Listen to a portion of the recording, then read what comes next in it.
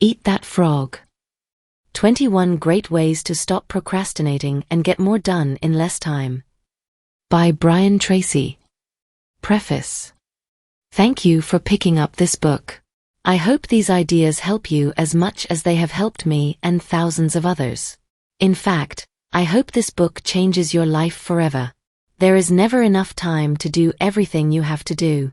You are literally swamped with work and personal responsibilities, endless emails, social media, projects, stacks of magazines to read, and piles of books you intend to get to one of these days, as soon as you get caught up.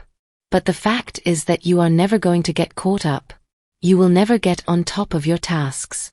You will never get far enough ahead to be able to get to all those emails, books, magazines, and leisure time activities that you dream of. And forget about solving your time management problems by becoming more productive. No matter how many personal productivity techniques you master, there will always be more to do than you can ever accomplish in the time you have available to you, no matter how much it is. You can get control of your time and your life only by changing the way you think, work, and deal with the never-ending river of responsibilities that flows over you each day. You can get control of your tasks and activities only to the degree that you stop doing some things and start spending more time on the few activities that can really make a difference in your life. I have studied time management for more than 40 years. I have immersed myself in the works of Peter Drucker, Alec Mackenzie, Alan Lakian, Stephen Covey, and many, many others. I have read hundreds of books and thousands of articles on personal efficiency and effectiveness. This book is the result.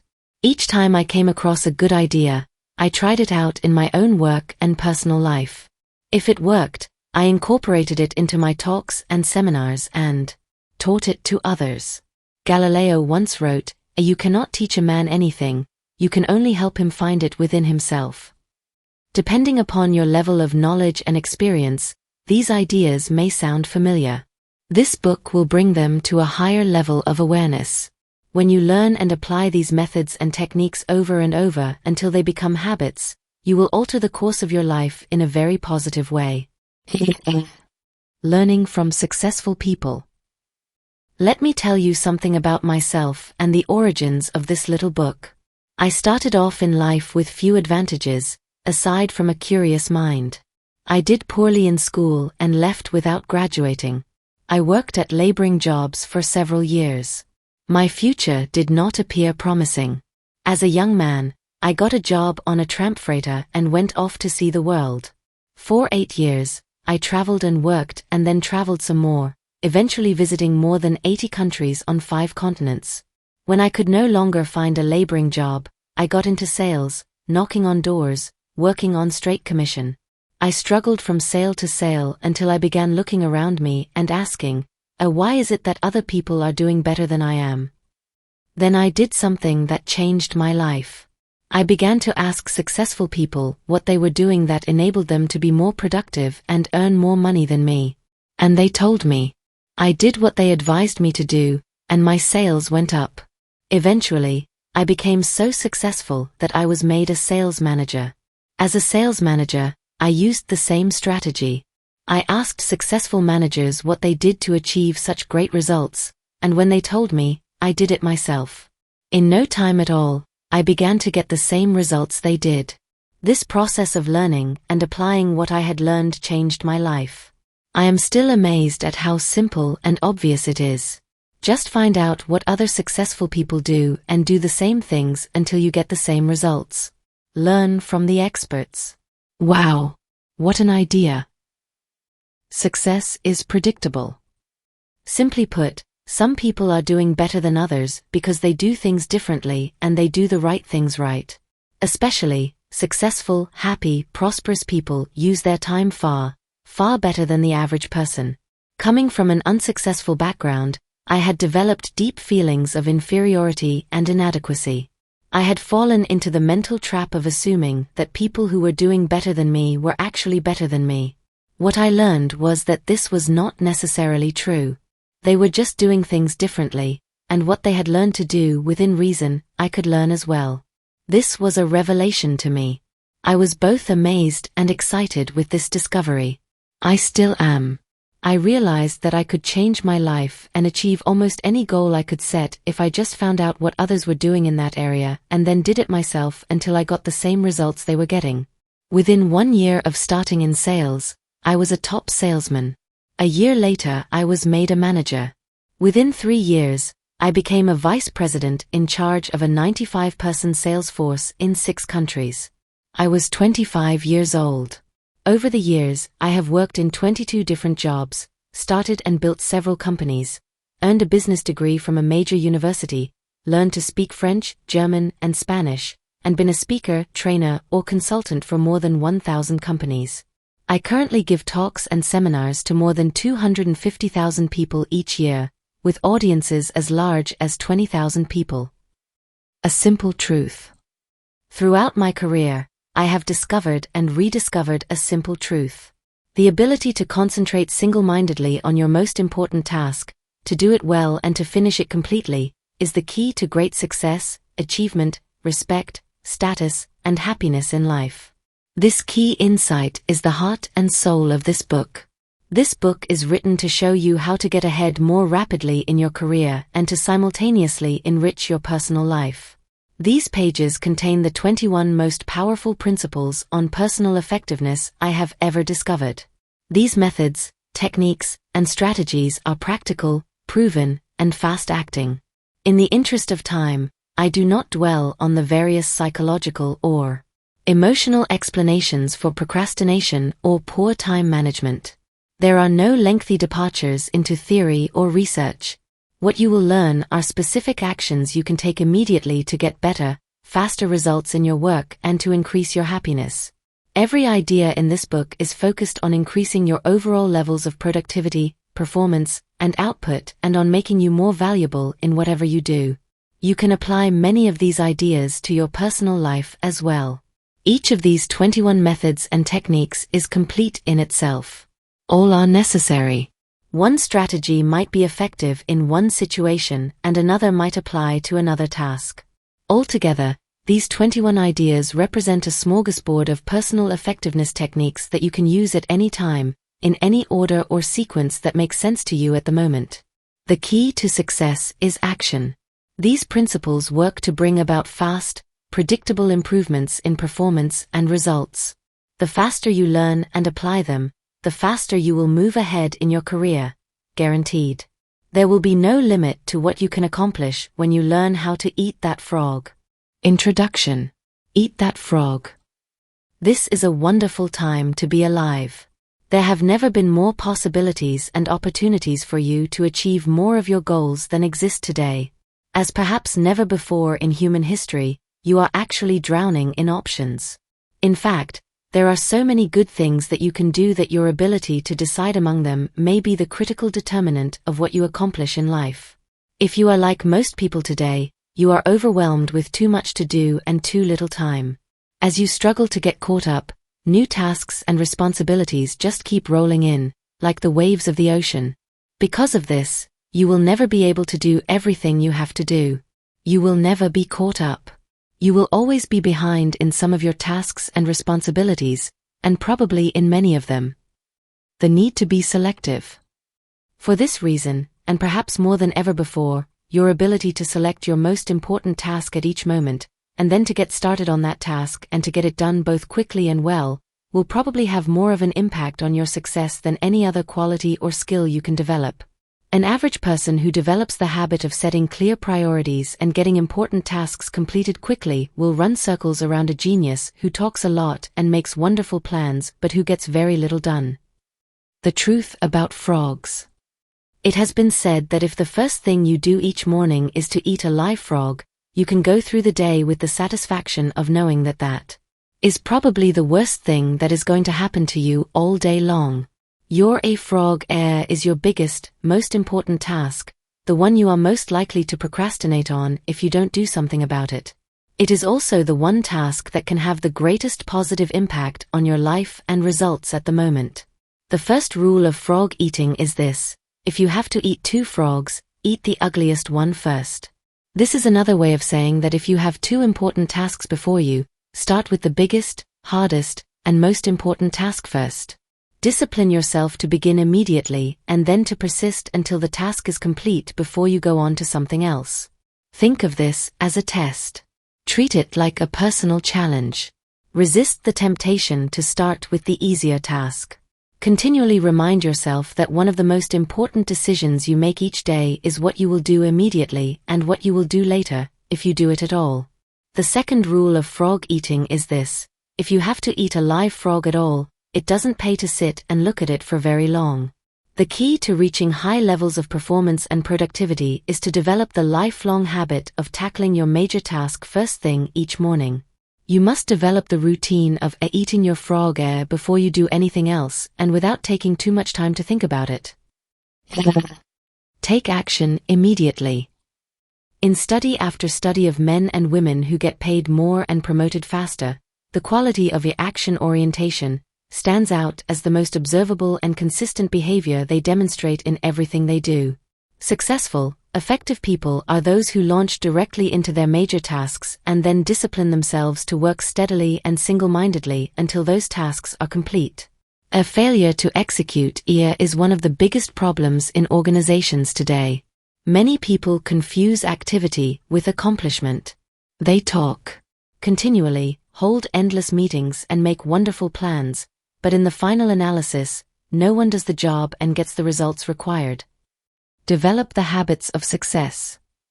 Your success in life and work will be determined by the kinds of habits that you develop over time. The habit of setting priorities, overcoming procrastination, and getting on with your most important task is a mental and physical skill. As such, this habit is learnable through practice and repetition, over and over again, until it locks into your subconscious mind and becomes a permanent part of your behavior. Once it becomes a habit, it becomes both automatic and easy to do. This habit of starting and completing important tasks has an immediate and continuous payoff. You are designed mentally and emotionally in such a way that task completion gives you a positive feeling. It makes you happy. It makes you feel like a winner. Whenever you complete a task of any size or importance, you feel a surge of energy, enthusiasm, and self-esteem. The more important the completed task, the happier, more confident, and more powerful you feel about yourself and your world. The completion of an important task triggers the release of endorphins in your brain. These endorphins give you a natural high. The endorphin rush that follows successful completion of any task makes you feel more positive, personable, creative, and confident. Develop a positive addiction. Here is one of the most important of the so-called secrets of success.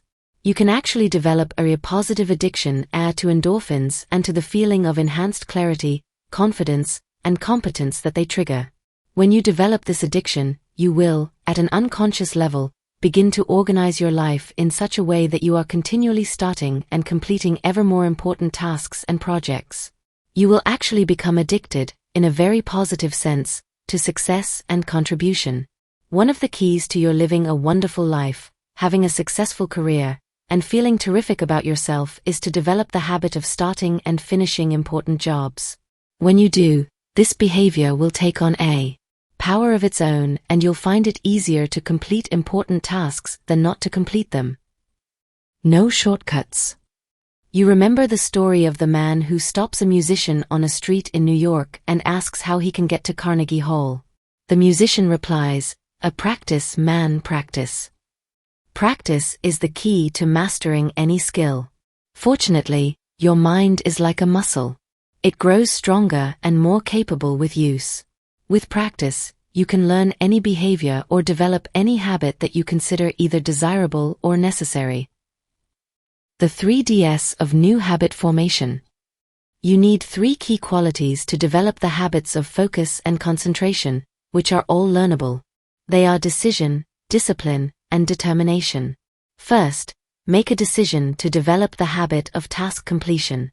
Second, discipline yourself to practice the principles you are about to learn over and over until they become automatic. And third, back everything you do with determination until the habit is locked in and becomes a permanent part of your personality. Visualize yourself as you want to be. There is a special way that you can accelerate your progress toward becoming the highly productive, effective, efficient person that you want to be. It consists of your thinking continually about the rewards and benefits of being an action-oriented, fast-moving, and focused person. See yourself as the kind of person who gets important jobs done quickly and well on a consistent basis. Your mental picture of yourself has a powerful effect on your behavior. Visualize yourself as the person you tend to be in the future. Your self-image, the way you see yourself on the inside, largely determines your performance on the outside. All improvements in your outer life begin with improvements on the inside, in your mental pictures.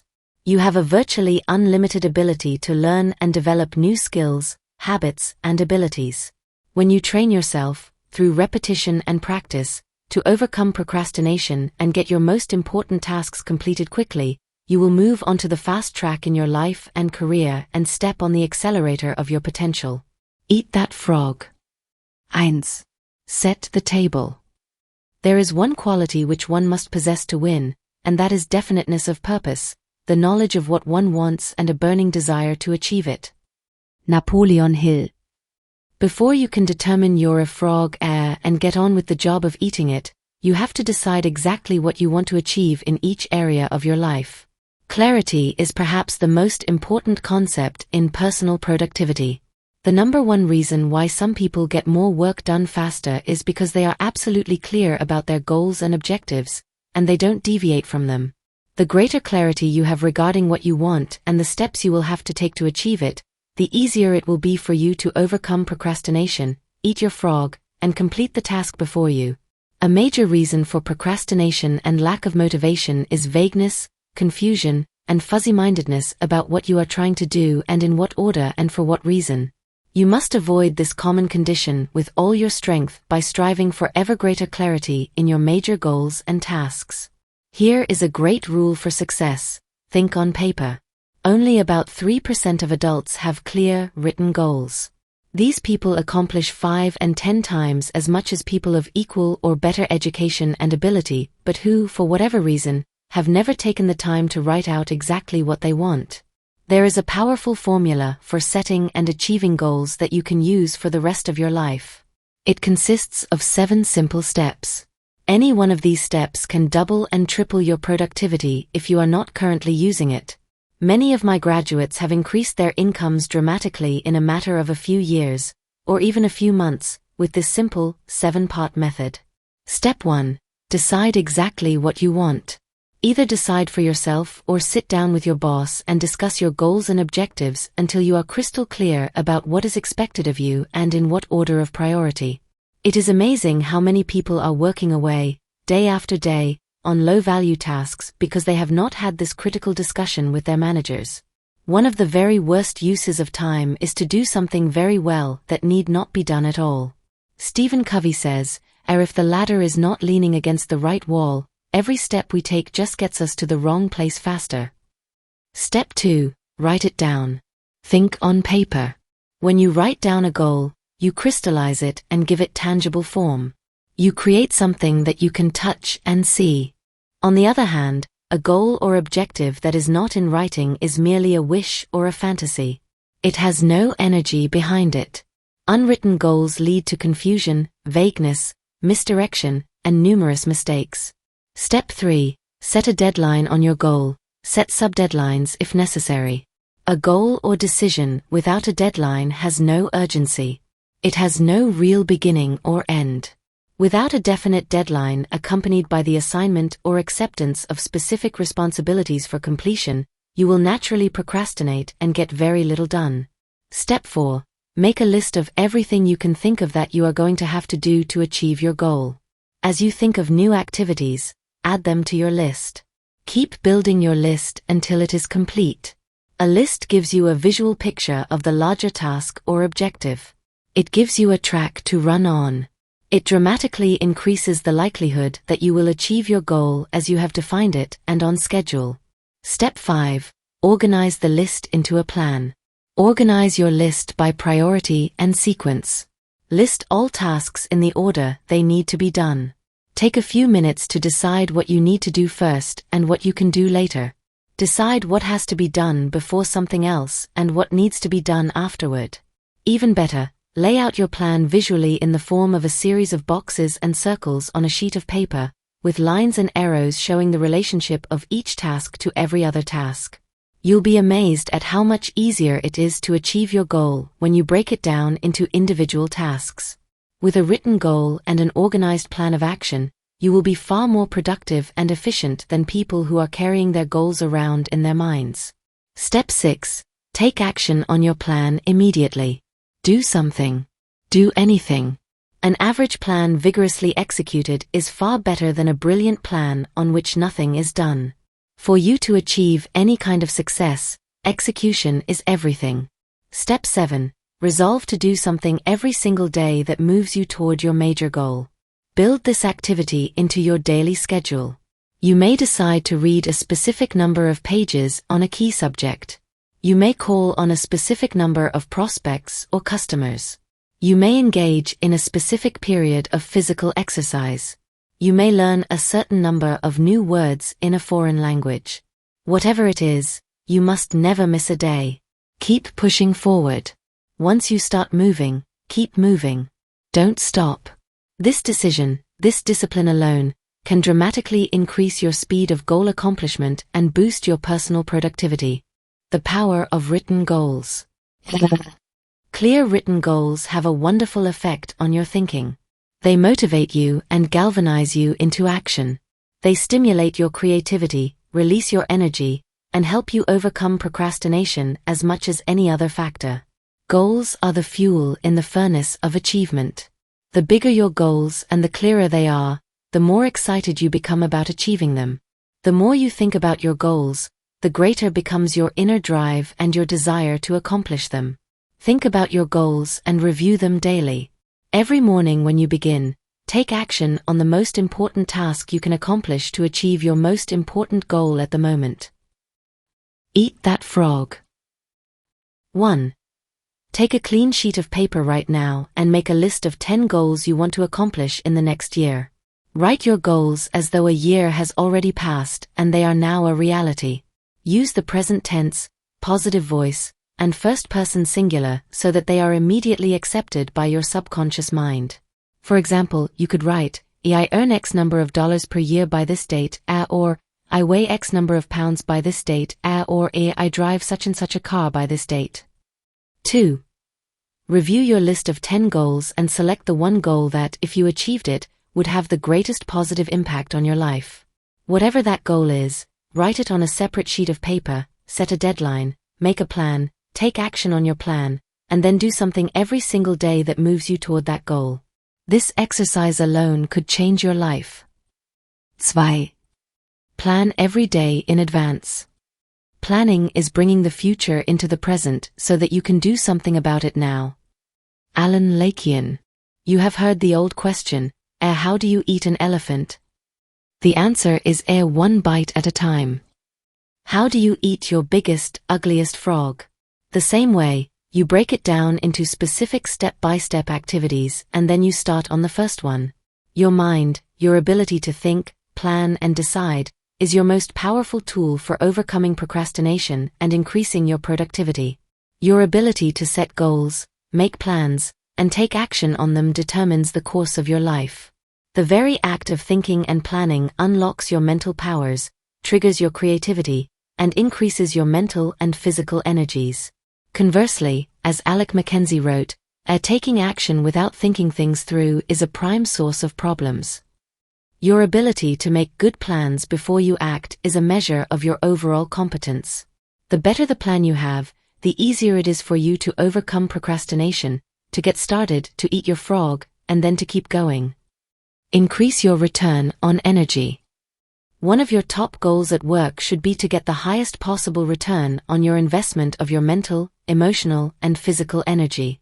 The good news is that every minute spent in planning saves as many as 10 minutes in execution. It takes only about 10 to 12 minutes for you to plan your day, but this small investment of time will save you up to 2 hours, 100 to 120 minutes, in wasted time and diffuse effort throughout the day. You may have heard of the 6P formula. It says, Proper prior planning prevents poor performance. When you consider how helpful planning can be in increasing your productivity and performance, it is amazing how few people practice it every single day. And planning is really quite simple to do. All you need is a piece of paper and a pen. The most sophisticated Outlook system, computer app, or time planner is based on the same principle. It is based on your sitting down and making a list of everything you have to do before you begin. 2 extra hours per day. Always work from a list. When something new comes up, add it to the list before you do it. You can increase your productivity and output by 25% or more, about 2 hours a day, from the first day that you begin working consistently from a list. Make your list the night before for the workday ahead. Move everything that you have not yet accomplished onto your list for the coming day, and then add everything that you have to do the next day. When you make your list the night before, your subconscious mind will work on your list all night long while you sleep. Often you will wake up with great ideas and insights that you can use to get your job done faster and better than you had initially thought. The more time you take to make written lists of everything you have to do, in advance, the more effective and efficient you will be. Different lists for different purposes. You need different lists for different purposes. First, you should create a master list on which you write down everything you can think of that you want to do sometime in the future.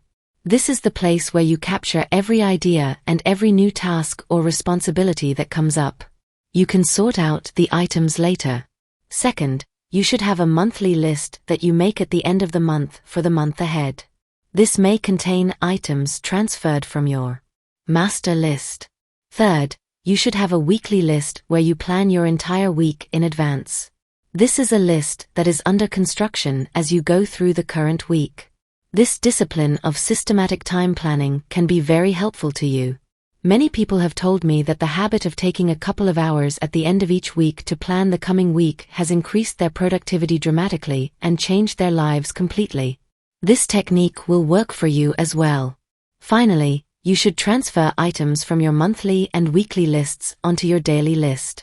These are the specific activities that you are going to accomplish the following day. As you work through the day, tick off the items on your list as you complete them. This activity gives you a visual picture of accomplishment. It generates a feeling of success and forward motion. Seeing yourself working progressively through your list motivates and energizes you. It raises your self-esteem and self-respect. Steady, visible progress propels you forward and helps you overcome procrastination. Planning a project. When you have a project of any kind, begin by making a list of every step that you will have to complete to finish the project from beginning to end. Organize the steps by priority, what is most important, and sequence, which tasks you must complete in order. Lay out the project in front of you on paper or on a computer-based project planner so that you can see every step and task. Then go to work on one task at a time. You will be amazed at how much you get done in this way. As you work through your lists, you will feel more and more effective and powerful. You will feel more in control of your life. You will be naturally motivated to do even more. You will think better and more creatively, and you will get more and better insights that enable you to do your work even faster. As you work steadily through your lists, you will develop a sense of positive forward momentum that enables you to overcome procrastination. This feeling of progress gives you more energy and keeps you going throughout the day. One of the most important rules of personal effectiveness is the 10/90ths rule. This rule says that the first 10% of time that you spend planning and organizing your work before you begin will save you as much as 90% of the time in getting the job done once you get started. You only have to try this rule once to prove it to yourself. When you plan each day in advance, you will find it much easier to get going and to keep going. The work will go faster and smoother than ever before. You will feel more powerful and competent. You will get more done faster than you thought possible. Eventually, you will become unstoppable. Eat that frog. 1. Begin today to plan every day, week, and month in advance. Take a notepad or sheet of paper, or use your smartphone, and make a list of everything you have to do in the next 24 hours. Add to your list as new items come up. Make a list of all your projects, the big multitask jobs that are important to your future. 2. Lay out all of your major goals, projects, and tasks by priority, what is most important, and by sequence, what has to be done first, what comes second, and so forth. Start with the end in mind and work backward. Think on paper. Always work from a list. You'll be amazed at how much more productive you become and how much easier it is to eat your frog. 3. Apply the 80/20 rule to everything. We always have time enough, if we will but use it aright. Johann Wolfgang von Goethe. The 80/20 rule is one of the most helpful of all concepts of time and life management. It is also called the Pareto principle, after the Italian economist Vilfredo Pareto, who first wrote about it in 1895. Pareto noticed that people in his society seemed to divide naturally into what he called the vital few, at the top 20% in terms of money and influence, and the trivial many, at the bottom 80%. He later discovered that virtually all economic activity was subject to this principle as well. For example, this principle says that 20% of your activities will account for 80% of your results, 20% of your customers will account for 80% of your sales, 20% of your products or services will account for 80% of your profits, 20% of your tasks will account for 80% of the value of what you do, and so on. This means that if you have a list of 10 items to do, 2 of those items will turn out to be worth much more than the other 8 items put together. Number of tasks versus importance of tasks. Here is an interesting discovery. Each of the 10 tasks may take the same amount of time to accomplish, but 1 or 2 of those tasks will contribute 5 or 10 times the value of any of the others. Often, a single task can be worth more than all the other 9 items put together. This task is invariably the frog that you should eat first. Can you guess on which items the average person is most likely to procrastinate? The sad fact is that most people procrastinate on the top 10 or 20% of items that are the most valuable and important, the vital few. They busy themselves instead with the least important 80%, the trivial many that contribute very little to results. Focus on activities, not accomplishments. You often see people who appear to be busy all day long but seem to accomplish very little. This is almost always because they are busy working on tasks that are of low value while they are procrastinating on the 1 or 2 activities that, if they completed them quickly and well, could make a real difference to their companies and to their careers. The most valuable tasks you can do each day are often the hardest and most complex. But the payoff and rewards for completing these tasks efficiently can be tremendous. For this reason, you must adamantly refuse to work on tasks in the bottom 80% while you still have tasks in the top 20% left to be done. Before you begin work, always ask yourself, is this task in the top 20% of my activities or in the bottom 80%? Rule: resist the temptation to clear up small things first. Remember, whatever you choose to do over and over eventually becomes a habit that is hard to break. If you choose to start your day working on low-value tasks, you will soon develop the habit of always starting and working on low-value tasks. This is not the kind of habit you want to develop or keep. Low-value tasks are like rabbits, they multiply continually. You never get caught up. The hardest part of any important task is getting started on it in the first place. Once you actually begin work on a valuable task, you will be naturally motivated to continue. A part of your mind loves to be busy working on significant tasks that can really make a difference. Your job is to feed this part of your mind continually. Motivate yourself. Just thinking about starting and finishing an important task motivates you and helps you overcome procrastination.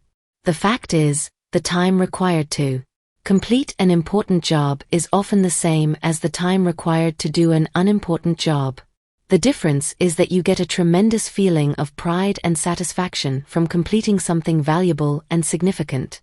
However, when you complete a low-value task using the same amount of time and energy, you get little or no satisfaction. Time management is really life management, personal management. It is really taking control of the sequence of events. Time management is taking control over what you do next. And you are always free to choose the task that you will do next. Your ability to choose between the important and the unimportant is the key determinant of your success in life and work. Effective, productive people discipline themselves to start on the most important task that is before them. They force themselves to eat that frog, whatever it is. As a result, they accomplish vastly more than the average person and are much happier as a result. This should be your way of working as well. Eat that frog. 1. Make a list of all the key goals, activities, projects, and responsibilities in your life today. Which of them are or could be in the top 10 or 20% of tasks that represent, or could represent, 80 or 90% of your results? 2. Resolve today that you are going to spend more and more of your time working in those few areas that can really make a difference in your life and career, and spend less and less time on lower value activities. 4. Consider the consequences. Every great man has become great, every successful man has succeeded, in proportion as he has confined his powers to one particular channel. Orison Swett Marden. The mark of the superior thinker is his or her ability to accurately predict the consequences of doing or not doing something. The potential consequences of any task or activity are the key determinants of how important a task really is to you and to your company. This way of evaluating the significance of a task is how you determine what your next frog really is. Dr. Edward Banfield of Harvard University, after more than 50 years of research, concluded that a year-long time perspective is the most accurate single predictor of upward social and economic mobility in America. A long-time perspective turns out to be more important than family background, education, race, intelligence, connections, or virtually any other single factor in determining your success in life and at work. Your attitude toward time, your time horizon, has an enormous impact on your behavior and your choices. People who take a long-term view of their lives and careers always seem to make much better decisions about their time and activities than people who give very little thought to the future. Rule: long-term thinking improves short-term decision-making. Successful people have a clear future orientation. They think 5, 10, and 20 years out into the future. They analyze their choices and behaviors in the present to make sure that what they are doing today is consistent with the long-term future that they desire. Make better decisions about time. In your work, having a clear idea of what is really important to you in the long term makes it much easier for you to make better decisions about your priorities in the short term. By definition, something that is important has long-term potential consequences. Something that is unimportant has few or no long-term potential consequences. Before starting on anything, you should always ask yourself, what are the potential consequences of doing or not doing this task? Rule: future intent influences and often determines present actions. The clearer you are about your future intentions, the greater influence that clarity will have on what you do in the moment. With a clear long-term vision, you are much more capable of evaluating an activity in the present to ensure that it is consistent with where you truly want to end up. Think about the long term. Successful people are those who are willing to delay gratification and make sacrifices in the short term so that they can enjoy far greater rewards in the long term. Unsuccessful people, on the other hand, think more about short-term pleasure and immediate gratification while giving little thought to the long-term future.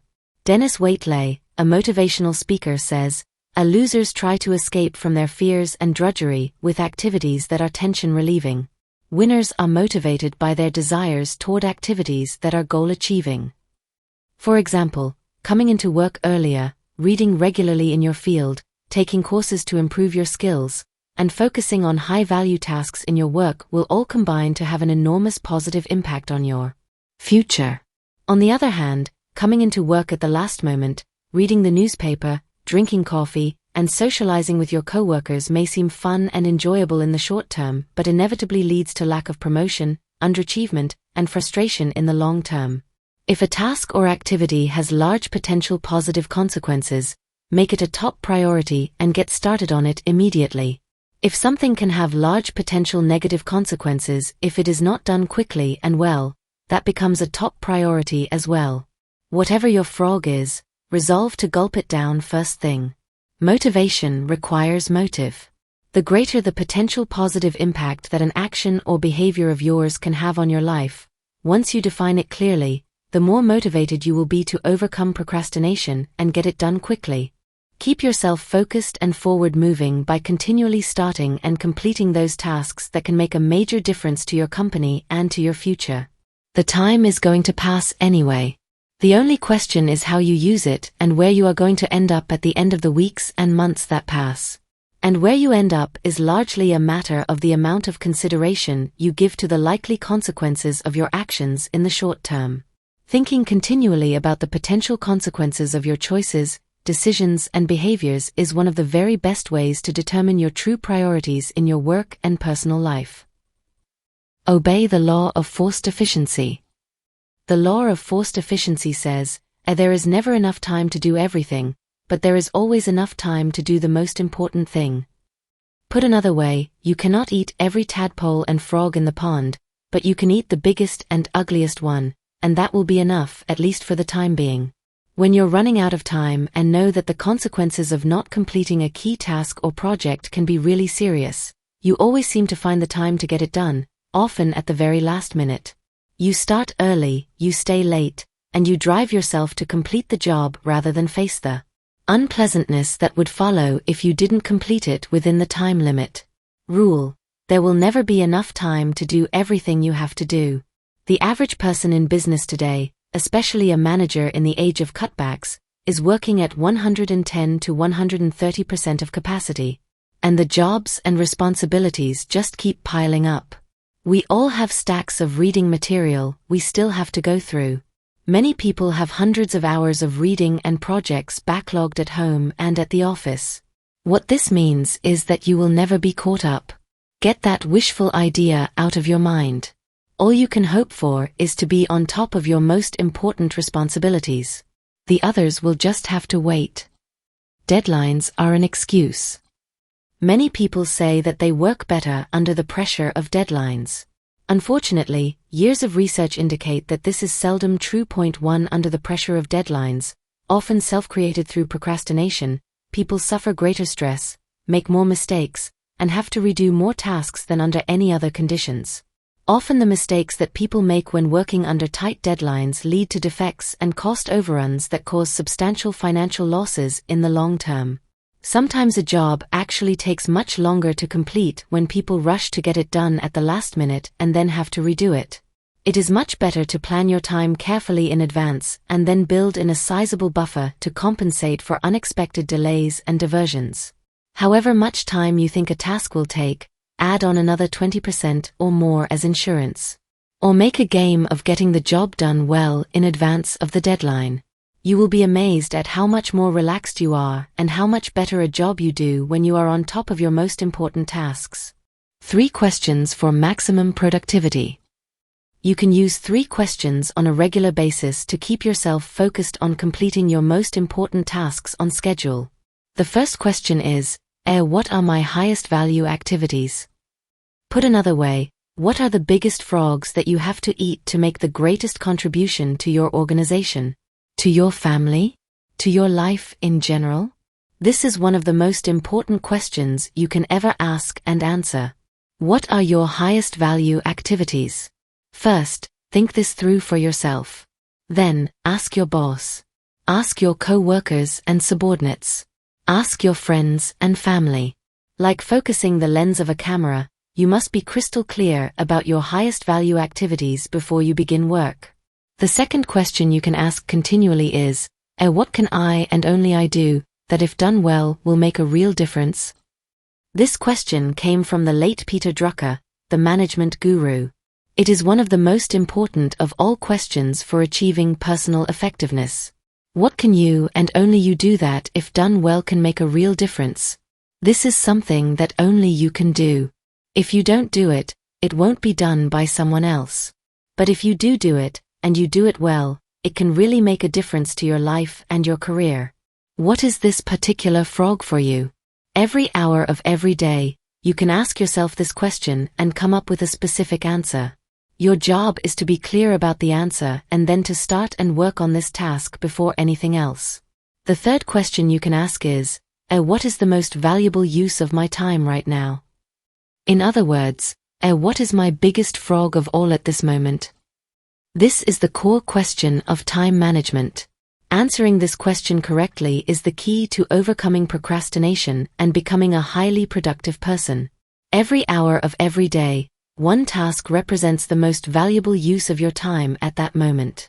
Your job is to ask yourself this question over and over again, and to always be working on the answer to it, whatever it is. Do first things first and second things not at all.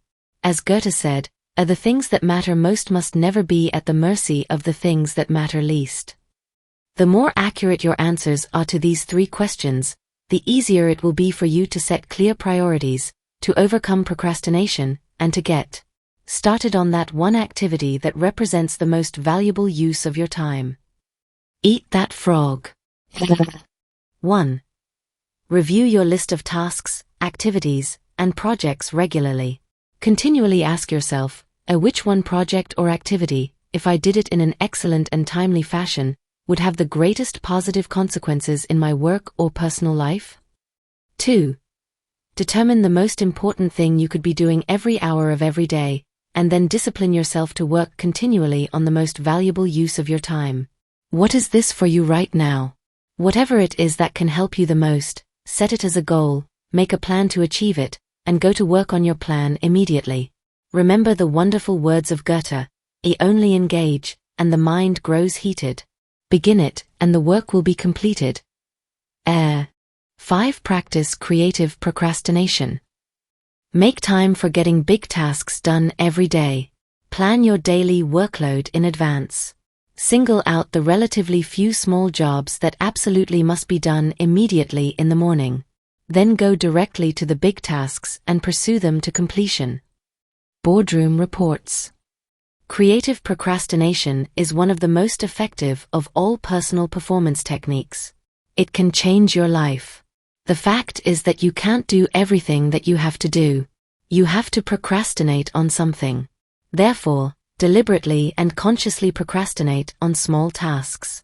Put off eating smaller or less ugly frogs. Eat the biggest and ugliest frogs before anything else. Do the worst first. Everyone procrastinates. The difference between high performers and low performers is largely determined by what they choose to procrastinate on. Since you must procrastinate anyway, decide today to procrastinate on low-value activities. Decide to procrastinate on, outsource, delegate, and eliminate those activities that don't make much of a contribution to your life in any case. Get rid of the tadpoles and focus on the frogs. Priorities versus posteriorities. Here is a key point. To set proper priorities, you must set posteriorities as well.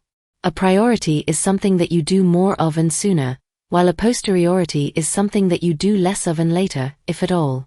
Rule: you can get your time and your life under control only to the degree to which you discontinue lower-value activities. One of the most powerful of all words in time management is the word no. Say it politely. Say it clearly so that there are no misunderstandings. Say it regularly as a normal part of your time management vocabulary. Warren Buffett, one of the richest men in the world, was once asked his secret of success. He replied, simple. I just say no to everything that is not absolutely vital to me at the moment. Say no to anything that is not a high-value use of your time and your life.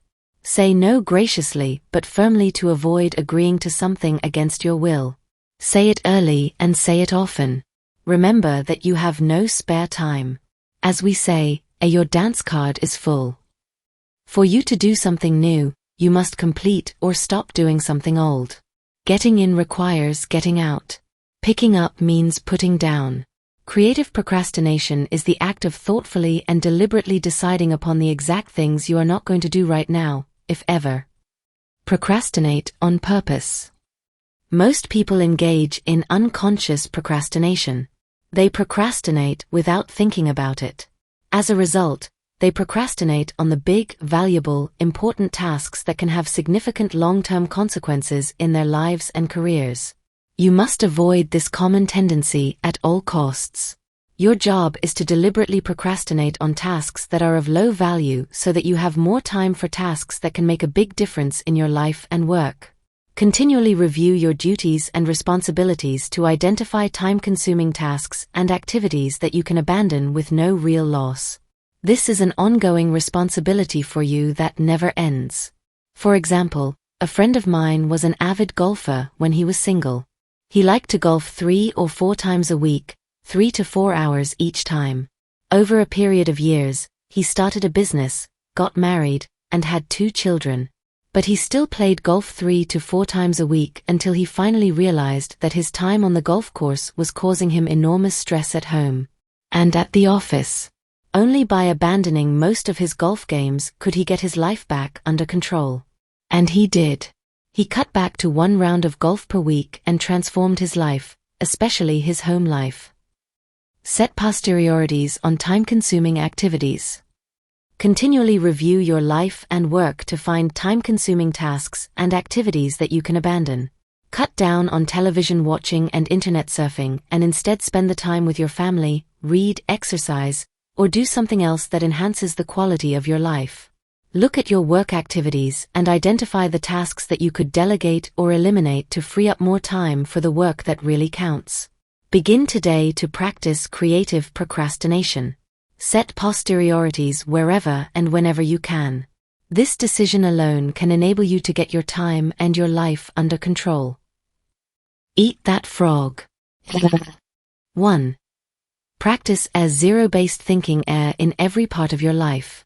Ask yourself continually, if I were not doing this already, knowing what I now know, would I start doing it again today? If it is something you would not start again today, knowing what you now know, it is a prime candidate for abandonment or creative procrastination. 2. Examine each of your personal and work activities and evaluate it based on your current situation. Select at least one activity to abandon immediately or at least deliberately put off until your more important goals have been achieved. 6. Use the ABCDE method continually. The first law of success is concentration, to bend all the energies to one point, and to go directly to that point, looking neither to the right nor to the left. William Mattis. The more thought you invest in planning and setting priorities before you begin, the more important things you will do and the faster you will get them done once you get started. The more important and valuable a task is to you, the more likely you will be motivated to overcome procrastination and launch yourself into the job. The ABCDE method is a powerful priority setting technique that you can use every single day. This technique is so simple and effective that it can, all by itself, make you one of the most efficient and effective people in your field. Think on paper. The power of this technique lies in its simplicity. Here's how it works. You start with a list of everything you have to do for the coming day. Think on paper. You then place an A, B, C, D, or E next to each item on your list before you begin the first task. An EA item is defined as something that is very important, something that you must do. This is a task that will have serious positive or negative consequences if you do it or fail to do it, like visiting a key customer or finishing a report that your boss needs for an upcoming board meeting. These items are the frogs of your life. If you have more than one A task, you prioritize these tasks by writing EA1, A2, A3, and so on in front of each item. Your A1 task is your biggest, ugliest frog of all. A shoulds versus a musts A. A B item is defined as a task that you should do, but it has only mild consequences. These are the tadpoles of your work life. This means that someone may be unhappy or inconvenienced if you don't do one of these tasks, but it is nowhere as important as an A task.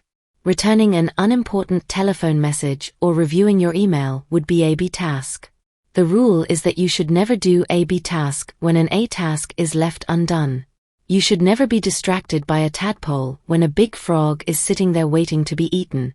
A C task is defined as something that would be nice to do but for which there are no consequences at all, whether you do it or not. C tasks include phoning a friend, having coffee or lunch with a coworker, and completing some personal business during work hours. These sorts of activities have no effect at all on your work life. A task is defined as something you can delegate to someone else. The rule is that you should delegate everything that someone else can do so you can free up more time for the A tasks that only you can do. An A task is defined as something that you can eliminate altogether, and it won't make any real difference. This may be a task that was important at one time but is no longer relevant to you or anyone else. Often it is something you continue to do out of habit or because you enjoy it. But every minute that you spend on an E task is time taken away from an A task or activity that can make a real difference in your life. After you have applied the ABCDE method to your list, you will be completely organized and ready to get more important things done faster. Take action immediately. The key to making this ABCDE method work is for you to now discipline yourself to start immediately on your A1 task and then stay at it until it is complete. Use your willpower to get going and stay going on this one job. The most important single task you could possibly be doing. Eat the whole frog and don't stop until it's finished completely. Your ability to think through and analyze your work list and determine your A1 task is the springboard to higher levels of accomplishment and greater self-esteem, self-respect, and personal pride. When you develop the habit of concentrating on your A1, most important activity, on eating your frog, you will start getting more done than any 2 or 3 people around you. Eat that frog. 1. Review your work list right now and put an A, B, C, D, or E next to each task or activity. Select your A1 job or project and begin on it immediately. Discipline yourself to do nothing else until this one job is complete. 2. Practice this ABCDE method every day for the next month on every work or project list before you begin work. After a month, you will have developed the habit of setting and working on your highest priority tasks, and your future will be assured. 7. Focus on key result areas.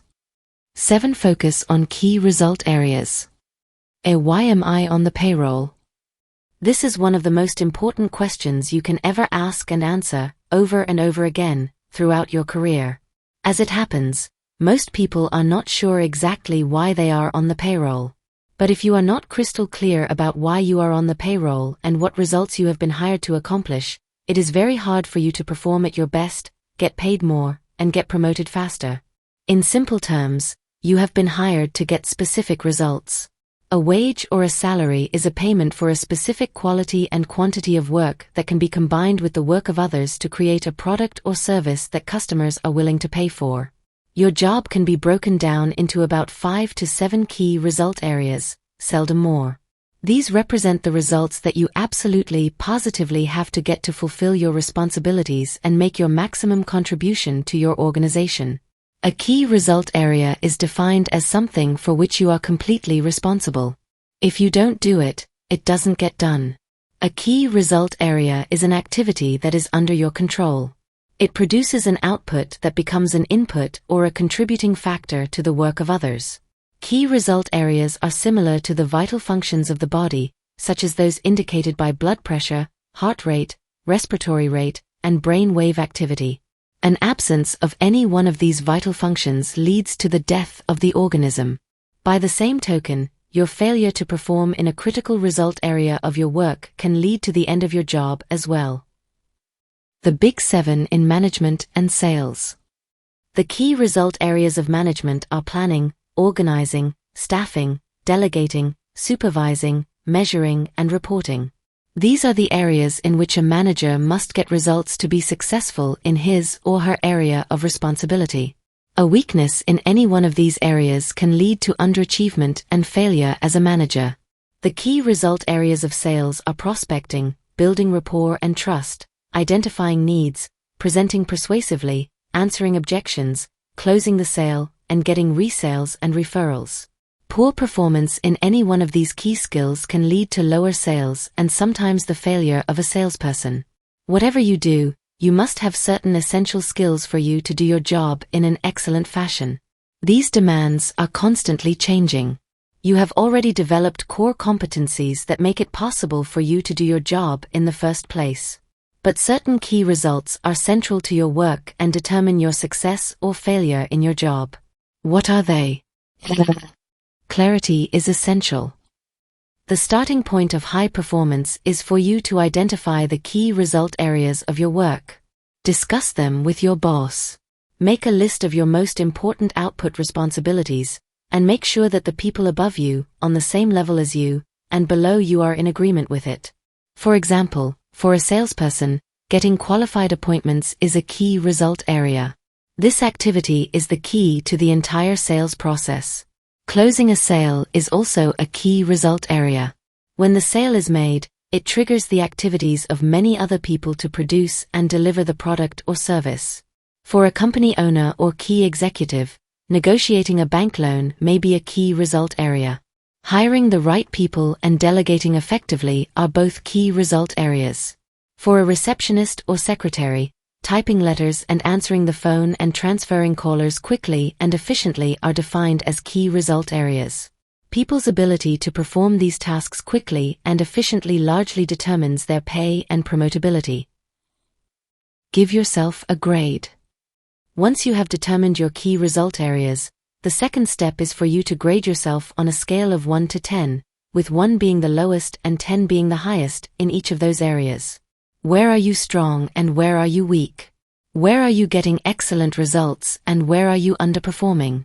Rule: your weakest key result area sets the height at which you can use all your other skills and abilities.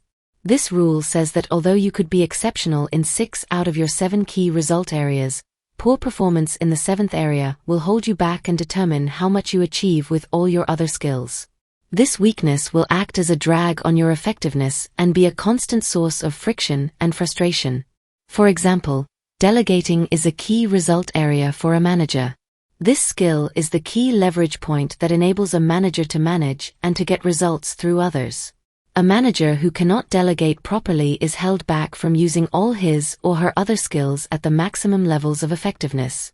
Poor delegation skills alone can lead to failure in the job. Poor performance produces procrastination.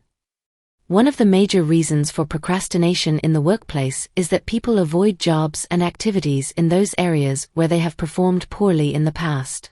Instead of setting a goal and making a plan to improve in a particular area, most people avoid that area altogether, which just makes the situation worse. The reverse of this is that the better you become in a particular skill area, the more motivated you will be to perform that function, the less you will procrastinate, and the more determined you will be to get the job finished. The fact is that everybody has both strengths and weaknesses. Refuse to rationalize, justify, or defend your areas of weakness. Instead, identify them clearly. Set a goal and make a plan to become very good in each of those areas. Just think. You may be only one critical skill away from top performance at your job. The great question. Here is one of the greatest questions you will ever ask and answer. What one skill, if I developed and did it in an excellent fashion, would have the greatest positive impact on my career? You should use this question to guide your career for the rest of your life. Look into yourself for the answer. You probably know what it is. Ask your boss this question. Ask your co-workers. Ask your friends and your family. Whatever the answer is, go to work to bring up your performance in this area. The good news is that all business skills are learnable. If anyone else is excellent in that particular key result area, this is proof that you can become excellent as well if you decide to. One of the fastest and best ways to stop procrastinating and get more things done faster is for you to become absolutely excellent in your key result areas. This can be as important as anything else you do in your life or your career. Eat that frog. 1. Identify the key result areas of your work. What are they? Write down the key results you have to get to do your job in an excellent fashion. Give yourself a grade from 1 to 10 on each one. And then, determine the one key skill that, if you did it in an excellent manner, would help you the most in your work. 2. Take this list to your boss and discuss it with him or her. Invite honest feedback and appraisal. You can only get better when you are open to the constructive input of other people. Discuss your conclusions with your staff and co-workers. Talk them over with your spouse. Make a habit of doing this analysis regularly for the rest of your career. Never stop improving. This decision alone can change your life. 8. Apply the law of 3. Do what you can, with what you have, where you are. Theodore Roosevelt. 3 core tasks that you perform contain most of the value that you contribute to your business or organization. Your ability to accurately identify these 3 key tasks and then to focus on them most of the time is essential for you to perform at your best. Let me tell you a true story. 3 months after her first full-day coaching session with me in San Diego, Cynthia told the group a story. When I came here 90 days ago, you claimed that you would show me how to double my income and my time off within 12 months. This sounded completely unrealistic, but I was willing to give it a try. On the first day, you asked me to write down a list of everything that I did over the course of a week or a month. I came up with 17 tasks that I was responsible for. My problem was that I was completely overwhelmed with work. I was working 10 to 12 hours per day, 6 days per week, and not spending enough time with my husband and my 2 young children. But I didn't see any way out. I had been working for 8 years for a fast-growing entrepreneurial company in the high-tech area, but there always seemed to be an overwhelming amount of work to do and never enough time. One thing all day long. She continued with her story. Once I had made this list, you told me to ask this question: if you could do only one thing on this list all day long, which one task would contribute the greatest value to your company? Once I had identified that task, which was quite easy, I put a circle around that number. You then asked, if you could do only one more thing on your list of key tasks, which would be the second activity that contributes the most value to your company? Once I had identified the second most important task, you asked me the same question with regard to the third most important task. You then said something that shocked me at the time. You said that fully 90% of the value that you contribute to your company is contained in those 3 tasks, whatever they are. Everything else you do is either a support task or a complementary task that could probably be delegated, downsized, outsourced, or eliminated. Take immediate action. Cynthia continued with her story. As I looked at the 3 tasks, I realized that these were the 3 things I did that contributed the most value to my company. This was on a Friday. On Monday morning at 10 o'clock, I met with my boss and explained what I had discovered. I said that I needed his help in delegating and outsourcing all my work except those 3 key tasks. I felt that if I could work on those 3 tasks exclusively, all day long, I could more than double my contribution to the company. Then I told him that if I doubled my contribution, I would like to be paid twice as much. She said, and my boss was completely silent. He looked at my list of key tasks, looked back up at me, and looked at the list again. He then said, "You're right. These are the 3 most important things that you do in this company, and the 3 things that you do best.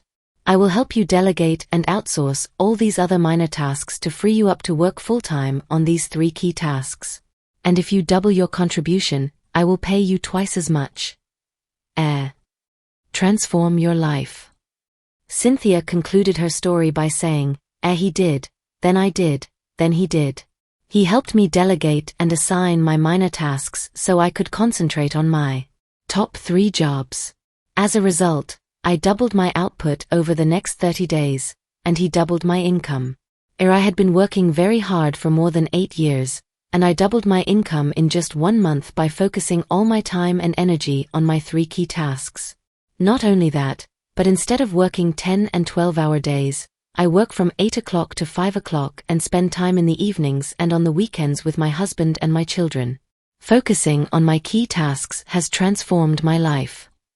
Perhaps the most important word in the world of work is contribution. Your rewards, both financial and emotional, will always be in direct proportion to your results, to the value of your contribution. If you want to increase your rewards, you must focus on increasing the value of what you do. You must dedicate yourself to contributing more results to your company. And 3 key tasks always contribute the most. The quick list method. Here is an exercise that we use with our coaching clients very early in the process. We give them a sheet of paper and then tell them, in 30 seconds, write down your 3 most important goals in life right now. We have found that when people have only 30 seconds to write their 3 most important goals, their answers are as accurate as if they had 30 minutes or 3 hours. Their subconscious minds seem to go into hyperdrive, and their 3 most important goals pop out of their heads and onto the paper, often to the surprise of the people doing the exercise. In 80% or more of cases, people have 3 goals in common. First, a financial and career goal. Second, a family or personal relationship goal. And third, a health or fitness goal. And this is as it should be. These are the 3 most important areas of life. If you give yourself a grade on a scale of 1 to 10 in each of these 3 areas, you can immediately identify where you are doing well in life and where you need some improvement. Try it yourself and see. Give this exercise to your spouse or your children. The answers can be quite revealing. Later in our coaching program, we expand this exercise by asking the following questions. 1. What are your 3 most important business or career goals right now? 2. What are your 3 most important family or relationship goals right now? 3. What are your 3 most important financial goals right now? 4. What are your 3 most important health goals right now? 5. What are your 3 most important personal and professional development goals right now? 6. What are your 3 most important social and community goals right now? 7.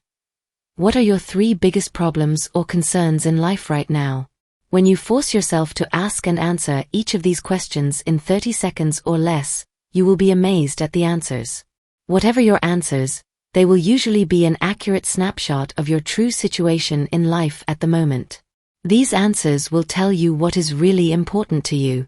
While you are setting goals and priorities, getting organized, concentrating single-mindedly on one task at a time, and disciplining yourself to complete your most important tasks, you must never forget that your ultimate goal is to live a long, happy, and healthy life. Time management is a means to an end. The main reason to develop time management skills is so that you can complete everything that is really important in your work and free up more and more time to do the things in your personal life that give you the greatest happiness and satisfaction. Fully 85% of your happiness in life will come from happy relationships with other people, especially those closest to you, as well as the members of your family. The critical determinant of the quality of your relationships is the amount of time that you spend face-to-face with the people you love and who love you in return. The purpose of time management, of eating that frog, and getting more done in less time is to enable you to spend more of face time with the people you care about, doing the things that give you the greatest amount of joy in life. Rule: it is the quality of time at work that counts and the quantity of time at home that matters. Work all the time you work. To keep your life in balance, you should resolve to work all the time you work. When you go to work, put your head down and work the whole time. Start a little earlier, stay a little later, and work a little harder. Don't waste time. Every minute that you spend in idle chit-chat with co-workers is time taken away from the work that you must accomplish if you want to do well at your job. Even worse, time that you waste at work often has to be taken away from your family. You have to either stay late or take work home and work in the evenings. By not working effectively and efficiently during your workday, you create unnecessary stress and deprive the members of your family of the very best person you can possibly be. Balance is not optional. To keep your life in balance, you should resolve to work all the time you work. When you go to work, put your head down and work the whole time. Start a little earlier, stay a little later, and work a little harder. Don't waste time. Every minute that you spend in idle chit-chat with co-workers is time taken away from the work that you must accomplish if you want to do well at your job. Even worse, time that you waste at work often has to be taken away from your family. You have to either stay late or take work home and work in the evenings. By not working effectively and efficiently during your workday, you create unnecessary stress and deprive the members of your family of the very best person you can possibly be. Balance is not optional. Eat that frog. 1. Determine the 3 most important tasks that you do in your work. Ask yourself, if I could do only one thing all day long, Which one task would contribute the greatest value to my career? Do this exercise 2 more times. Once you have identified your big 3, concentrate on them single-mindedly all day long. 2. Identify your 3 most important goals in each area of your life. Organize them by priority. Make plans for their accomplishment, and work on your plans every single day. You will be amazed at what you achieve in the months and years ahead. 9. Prepare thoroughly before you begin. No matter what the level of your ability, you have more potential than you can ever develop in a lifetime. James. Nke. One of the best ways for you to overcome procrastination and get more things done faster is to have everything you need at hand before you begin. When you are fully prepared, you are like a cocked gun or an archer with an arrow pulled back taut in the bow. You will be amazed at what you achieve in the months and years ahead. You just need one small mental push to get started on your highest value tasks. This is like getting everything ready to prepare a complete meal. You set all the ingredients out on the counter in front of you and then begin putting the meal together, one step at a time. Begin by clearing off your desk or workspace so that you have only one task in front of you. If necessary, put everything else on the floor or on a table behind you. Gather all the information, reports, details, papers, and work materials that you will require to complete the job. Have them at hand so you can reach them without getting up or moving around. Be sure that you have all the writing materials, login information, access codes, email addresses, and everything else you need to start working and continue working until the job is done. Set up your work area so that it is comfortable, attractive, and conducive to working for long periods. Especially, make sure that you have a comfortable chair that supports your back and allows your feet to rest flat on the floor. Create a comfortable workspace. The most productive people take the time to create a work area where they enjoy spending time. The cleaner and neater you organize your work area before you begin, the easier it will be for you to get started and keep going. When everything is laid out neatly and in sequence, you will feel much more like getting on with the job. It is amazing how many books never get written, how many degrees never get completed, how many life-changing tasks never get started because people fail to take the first step of preparing everything in advance. Launch toward your dreams. Once you have completed your preparations, it is essential that you launch immediately toward your goals. Get started. Do the first thing, whatever it is. My personal rule is get it 80% right and then correct it later. Run it up the flagpole and see if anyone salutes. Don't expect perfection the first time or even the first few times. Be prepared to fail over and over before you get it right. Wayne Gretzky, the great hockey player, once said, "You miss 100% of the shots you don't take." Once you have completed your preparations, have the courage to take the first action, and everything else will follow from that. The way you develop the courage you need is to act as if you already had the courage and behave accordingly. Take the first step. When you sit down with everything in front of you, ready to go, assume the body language of high performance. Sit up straight, sit forward and away from the back of the chair. Carry yourself as though you were an efficient, effective, high-performing personality. Then pick up the first item and say to yourself, let's get to work. And plunge in. And once you've started, keep going until the job is finished. Eat that frog. 1. Take a good look at your desk or office, both at home and at work. Ask yourself, what kind of a person works in an environment like this? The cleaner and neater your work environment, the more positive, productive, and confident you will feel. 2. Resolve today to clean up your desk and office completely so that you feel effective, efficient, and ready to get going each time you sit down to work. 10. Take it one oil barrel at a time. Persons with comparatively moderate powers will accomplish much if they apply themselves wholly and indefatigably to one thing at a time. Samuel smiles. There is an old saying that by the yard it's hard, but inch by inch anything's a cinch. One of the best ways to overcome procrastination is for you to get your mind off the huge task in front of you and focus on a single action that you can take. One of the best ways to eat a large frog is for you to take it one bite at a time. Lao Tzu wrote, "Our journey of 1,000 leagues begins with a single step." This is a great strategy for overcoming procrastination and getting more things done faster. Crossing a great desert. Many years ago, driving an old Land Rover, I crossed the heart of the Sahara Desert, the Tanesraft, deep in modern-day Algeria. By that time, the desert had been abandoned by the French for years, and the original refueling stations were empty and shuttered.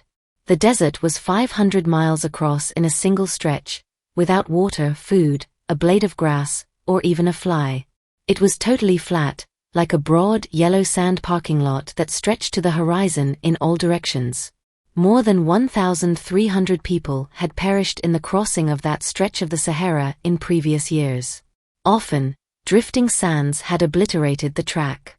Across the desert, and the travelers had gotten lost in the night, never to be found again alive. To counter the lack of features in the terrain, the French had marked the track with black, 55-gallon oil drums every 5 kilometers, which was exactly the distance to the horizon, formed by the curvature of the earth. Because of this, in the daytime, we could always see 2 oil barrels, the one we had just passed and the one 5 kilometers ahead of it. And that was exactly what we needed to stay on course. All we had to do was to steer for the next oil barrel. As a result, we were able to cross the biggest desert in the world by simply taking it one oil barrel at a time. Take it one step at a time. In the same way, you can accomplish the biggest task in your life by disciplining yourself to take it just one step at a time. Your job is to go as far as you can see. You will then be able to see far enough to go further. To accomplish a great task, you must step out in faith and have complete confidence that your next step will soon become clear to you. Remember this wonderful advice: je leap, and the net will appear. A great life or a great career is built by performing one task at a time, quickly and well, and then going on to the next task. Financial independence is achieved by saving a little money every single month, year after year. Health and fitness are accomplished by just eating a little less and exercising a little more, day after day and month after month. You can overcome procrastination and accomplish extraordinary things by taking just the first step, getting started toward your goal, and then taking it one step, one oil barrel at a time. Eat that frog. 1. Select any goal, task, or project in your life on which you have been procrastinating and make a list of all the steps you will need to take to eventually complete the task. 2. Then take just one step immediately. Sometimes all you need to do to get started is to sit down and complete one item on the list. And then do one more and so on. You will be amazed at what you eventually accomplish. F. Upgrade your key skills. The only certain means of success is to render more and better service than is expected of you, no matter what your task may be. Oge Mandino. Upgrading your skills is one of the most important personal productivity principles of all. Learn what you need to learn so that you can do your work in an excellent fashion. The better you become at eating a particular type of frog, the more likely you are to just plunge in and get it done. A major reason for procrastination is a feeling of inadequacy, a lack of confidence, or an inability in a key area of a task. Feeling weak or deficient in a single area is enough to discourage you from starting the job at all. Continually upgrade your skills in your key result areas. Remember, however good you are today, your knowledge and skills are becoming obsolete at a rapid rate. As Pat Riley, the basketball coach, said, "At any time you stop striving to get better, you're bound to get worse." Never stop learning. One of the most helpful of all time management techniques is for you to get better at your key tasks. Personal and professional improvement is one of the best time savers there is. The better you are at a key task, the more motivated you are to launch into it. The better you are, the more energy and enthusiasm you have. When you know that you can do a job well, you find it easier to overcome procrastination and get the job done faster and better than under any other circumstances. One piece of information or one additional skill can make an enormous difference in your ability to do the job well. Identify the most important things you do, and then make a plan to continually upgrade your skills in those areas. Rule: continuous learning is the minimum requirement for success in any field. Refuse to allow a weakness or a lack of ability in any area to hold you back. Everything is learnable. And what others have learned, you can learn as well. When I began to write my first book, I was discouraged because I could use only the hunt and peck method of typing. I soon realized that I had to learn to touch type if I was ever going to write and rewrite a 300-page book. So I bought a touch typing program for my computer and practiced for 20 to 30 minutes every day for 3 months.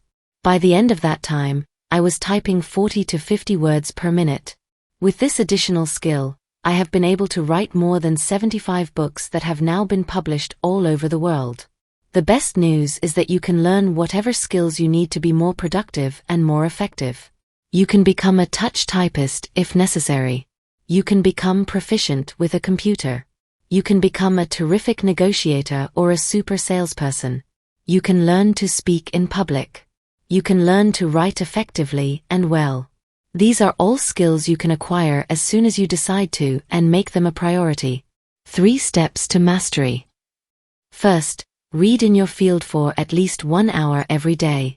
Get up a little earlier in the morning and read for 30 to 60 minutes in a book or magazine that contains information that can help you be more effective and productive at what you do. Second, take every course and seminar available on the key skills that can help you. Attend the conventions and business meetings of your profession or occupation. Go to the sessions and workshops. Sit up front and take notes. Purchase the audio recordings of the programs. Dedicate yourself to becoming one of the most knowledgeable and competent people in your field. Third, listen to audio programs in your car. The average car owner sits behind the wheel 500 to 1,000 hours each year while driving from place to place. Turn driving time into learning time. You can become one of the smartest, most capable, and highest paid people in your field simply by listening to educational audio programs as you drive from place to place. The more you learn and know, the more confident and motivated you feel. The better you become, the more capable you will be of doing even more in your field. The more you learn, the more you can learn. Just as you can build your physical muscles through physical exercise, you can build your mental muscles with mental exercises. And there is no limit to how far or how fast you can advance except for the limits you place on your own imagination. Eat that frog. 1. Identify the key skills that can help you the most to achieve better and faster results. Determine the core competencies that you will need to have in the future to lead your field. Whatever they are, set a goal, make a plan, and begin developing and increasing your ability in those areas. Decide to be the very best at what you do. 2. Develop a personal plan to prepare yourself to do your most important tasks in an excellent fashion. Focus on those areas where you have special talents and that you most enjoy. This is the key to unlocking your personal potential. 12. Identify your key constraints. Concentrate all your thoughts on the task at hand. The sun's rays do not burn until brought to a focus. Alexander Graham Bell. Between where you are today and any goal or objective that you want to accomplish, there is one major constraint that must be overcome before you can achieve that major goal. Your job is to identify it clearly. What is holding you back? What sets the speed at which you achieve your goals? What determines how fast you move from where you are to where you want to go? What stops you or holds you back from eating the frogs that can really make a difference? Why aren't you at your goal already? These are some of the most important questions you will ever ask and answer on your way to achieving high levels of personal productivity and effectiveness. Whatever you have to do, there is always a limiting factor that determines how quickly and well you get it done. Your job is to study the task and identify the limiting factor or constraint within it. You must then focus all of your energies on alleviating that single choke point. Identify the limiting factor. In virtually every task, large or small, a single factor sets the speed at which you achieve the goal or complete the job. What is it? Concentrate your mental energies on that one key area. This can be the most productive use of your time and talents. This constraint may be a person whose help or decision you need, a resource that you require, a weakness in some part of the organization, or something else. But the limiting factor is always there, and it is always your job to find it. For example, the purpose of a business is to create and keep customers. By doing this in sufficient quantities, the company makes a profit and continues to grow and flourish. Every business has a limiting factor or choke point that determines how quickly and well the company achieves this purpose. It may be the marketing, the level of sales, or the sales force itself. It may be the costs of operation or the methods of production. It may be the level of cash flow or costs. The success of the company may be determined by the competition, the customers, or the current marketplace. One of these factors, more than anything else, determines how quickly the company achieves its goals of growth and profitability. What is it? The accurate identification of the limiting factor in any process and the focus on that factor can usually bring about more progress in a shorter period than any other single activity. The 80-20th rule applied to constraints. The 80-20th rule also applies to the constraints in your life and in your work. This means that 80% of the constraints, the factors that are holding you back from achieving your goals, are internal. They are within yourself, within your own personal qualities, abilities, habits, disciplines, or competencies. Or they are contained within your own company or organization. Only 20% of the limiting factors are external to you or to your organization. Only 20% are on the outside in the form of competition, markets, governments, or other organizations. Your key constraint can be something small and not particularly obvious.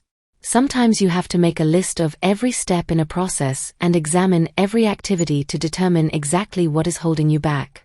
Sometimes a single negative perception or objection on the part of customers can be slowing down the entire sales process. Sometimes the absence of a single feature can be holding back the growth of sales of a product or service line. Look into your company honestly. Look within your boss, your coworkers, and members of your staff to see if there is a key weakness that is holding you or the company back, acting as a brake on the achievement of your key goals. Look into yourself.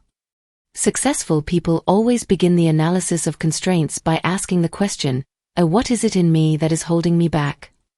They accept complete responsibility for their lives and look to themselves for both the cause and cure of their problems. In your own life, you must have the honesty to look deeply into yourself for the limiting factor or limiting skill that sets the speed at which you achieve your personal goals.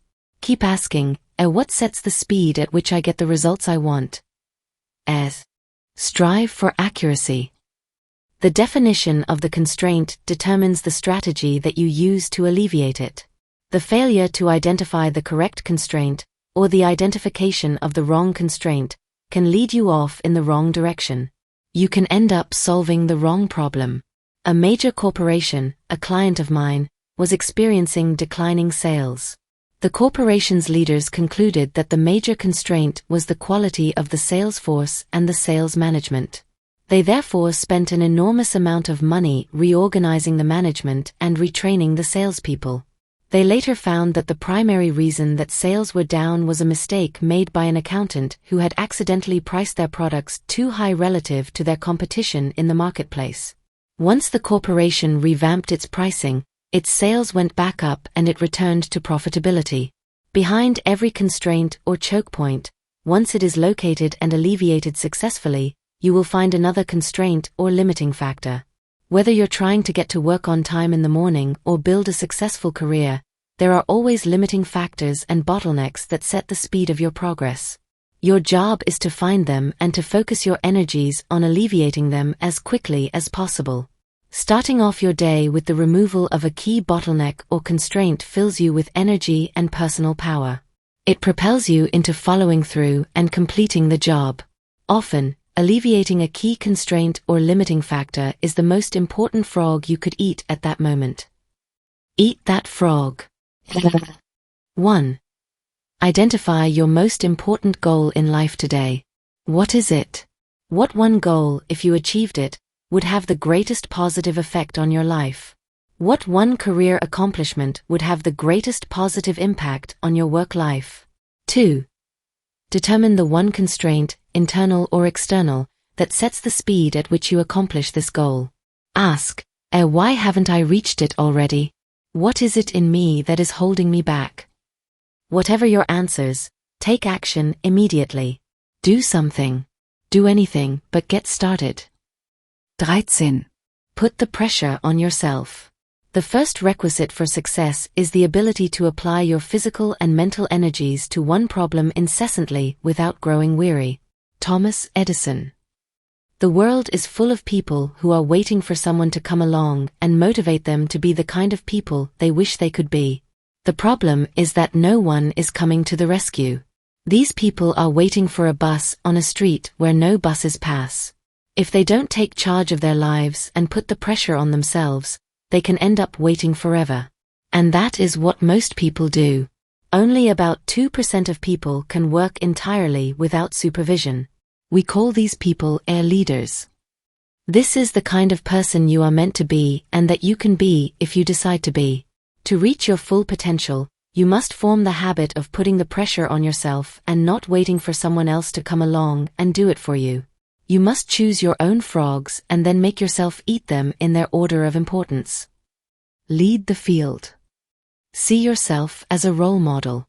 Raise the bar on yourself. The standards you set for your own work and behavior should be higher than anyone else could set for you. Make a game of starting a little earlier, working a little harder, and staying a little later. Always look for ways to go the extra mile, to do more than you are paid for. Your self-esteem has been defined by psychologist Nathaniel Branden as the reputation you have with yourself. You build up or pull down your reputation with yourself with everything you do or fail to do.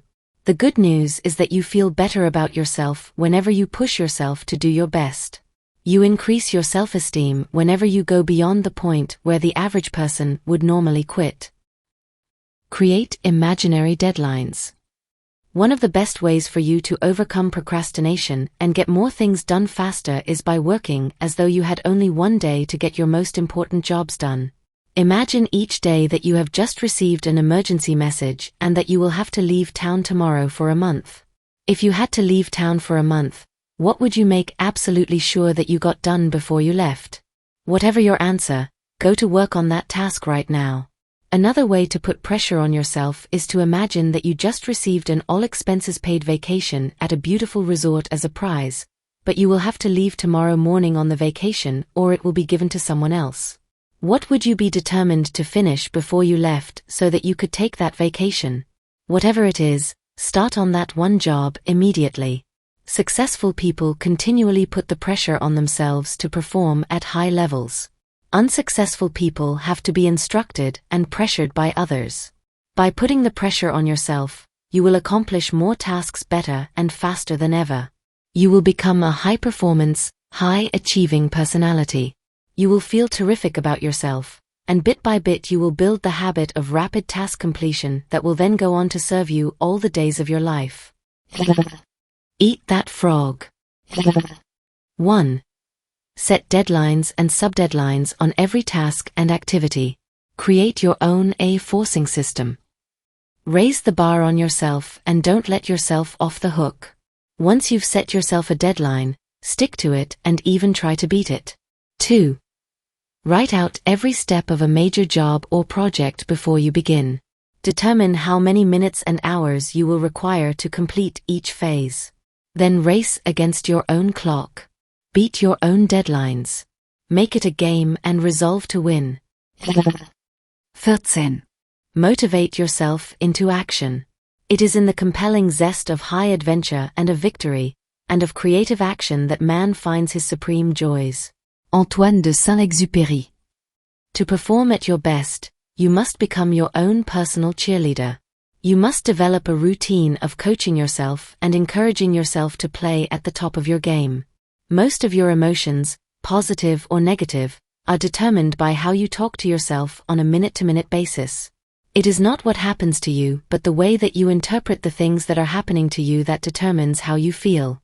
Your version of events largely determines whether these events motivate or demotivate you, whether they energize or de-energize you. To keep yourself motivated, you must resolve to become a complete optimist. You must decide to respond positively to the words, actions, and reactions of the people and situations around you. You must refuse to let the unavoidable difficulties and setbacks of daily life affect your mood or emotions. Control your inner dialogue.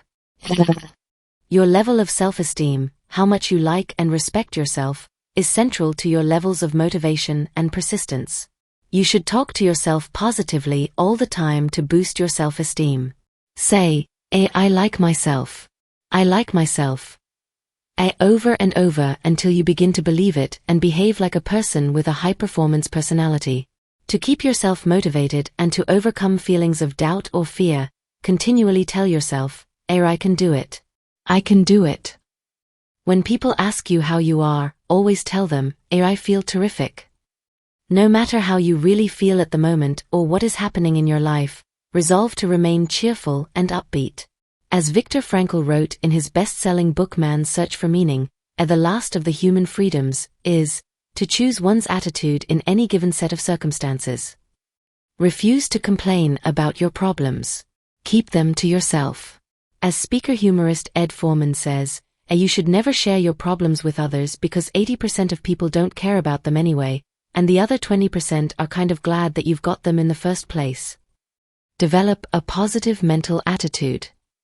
In Martin Seligman's 22-year study at the University of Pennsylvania, summarized in his book Learned Optimism, he determined that optimism is the most important quality you can develop for personal and professional success and happiness.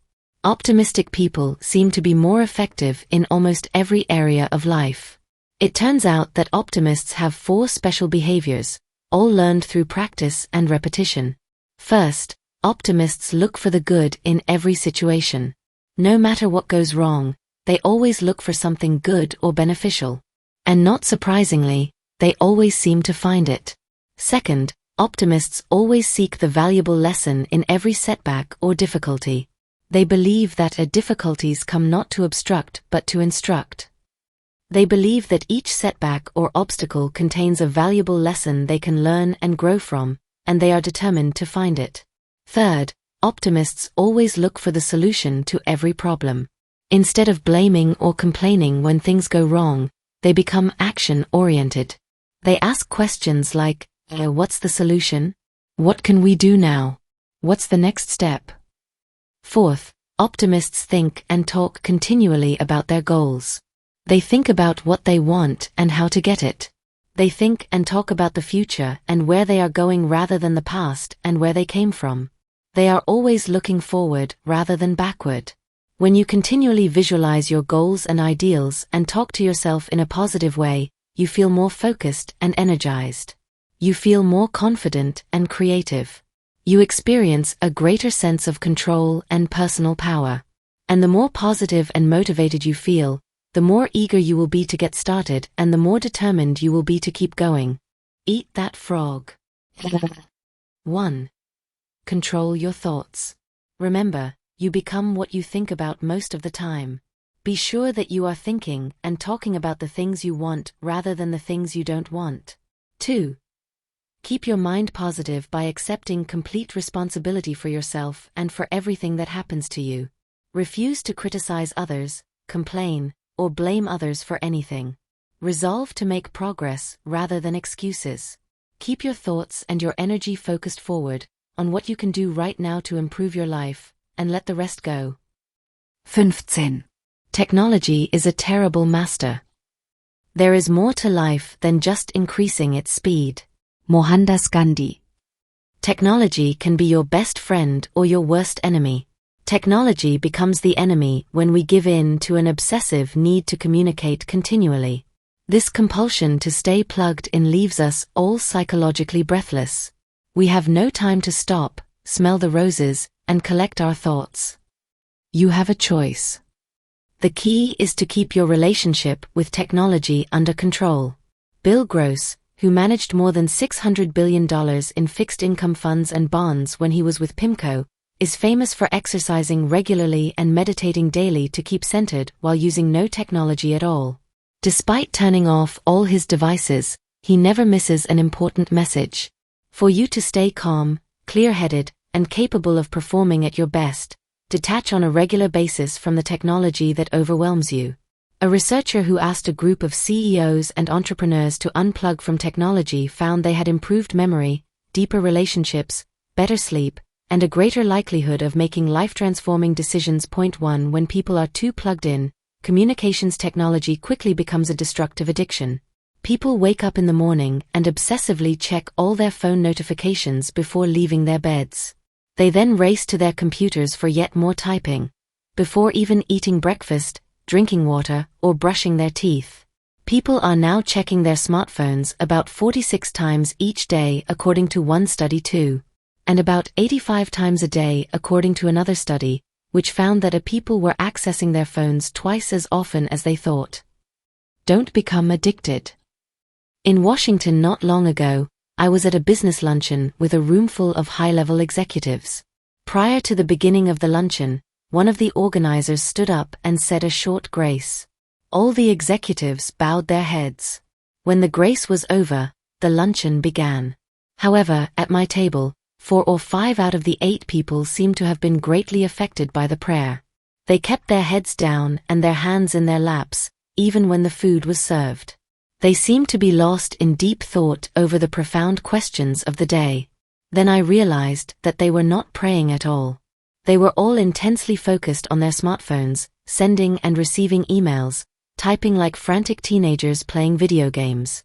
They were all lost to the world around them, drowning in a deep sink full of information exchange. Take back your time. One of my clients found himself bound and chained to his computer, receiving and responding to emails several hours each day. The more time he spent at his computer, the fewer of his other important tasks he was able to get done. The stress caused by these undone tasks, building up like an avalanche overhang, started to affect his personality, his health, and his sleeping habits.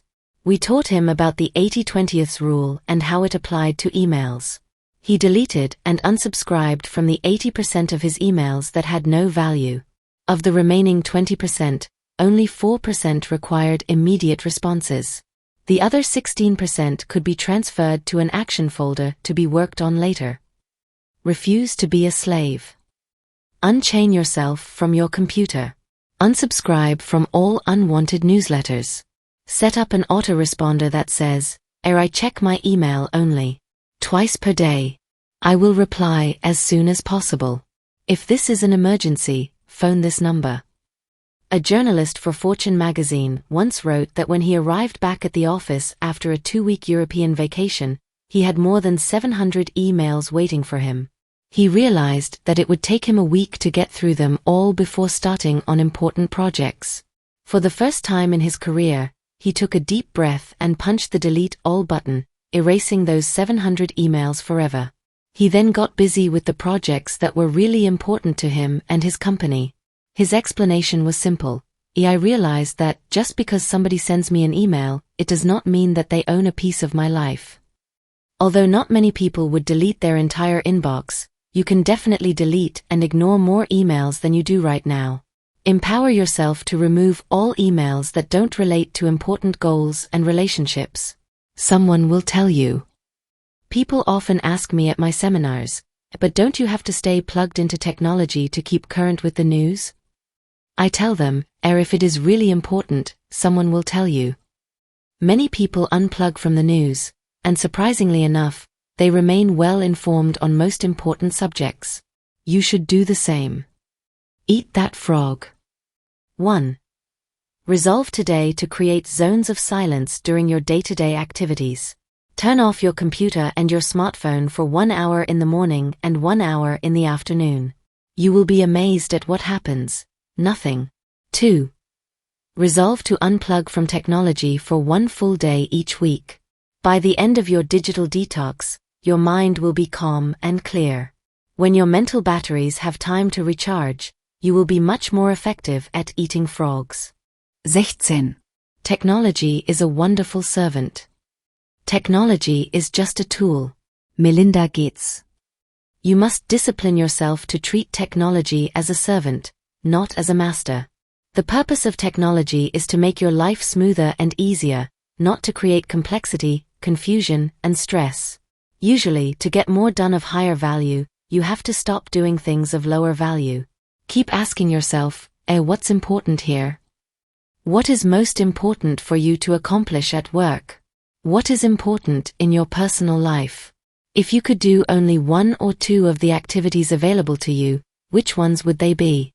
Use your technological tools to regularly remind yourself of what is most important and protect yourself from what is least important. Technology can be a simple way to get control of your communications, your time, and even your emotions. Take control of your communication. Clear your digital workspace as you would your physical desk. Close every program not needed for the task at hand. Block the websites that distract you the most. Make sure that only the communication channels you need to complete your task are open. Most tasks require some communication, but having 10 different ways to communicate is overkill. Once only relevant information is visible on your screen, arrange your windows for perfect workflow. Show your smartphone who's boss by disabling all notifications, both audio and visual.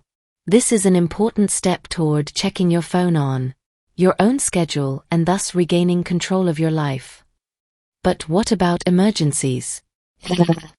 Workers with responsibility for young children, elderly parents, or disabled relatives may feel that unplugging from technology or disabling notifications is simply not an option. What if their elderly parent slips in the bath or their young child has an emergency at daycare? This is an absolutely valid concern. The solution, however, is not to be available to everyone at all times.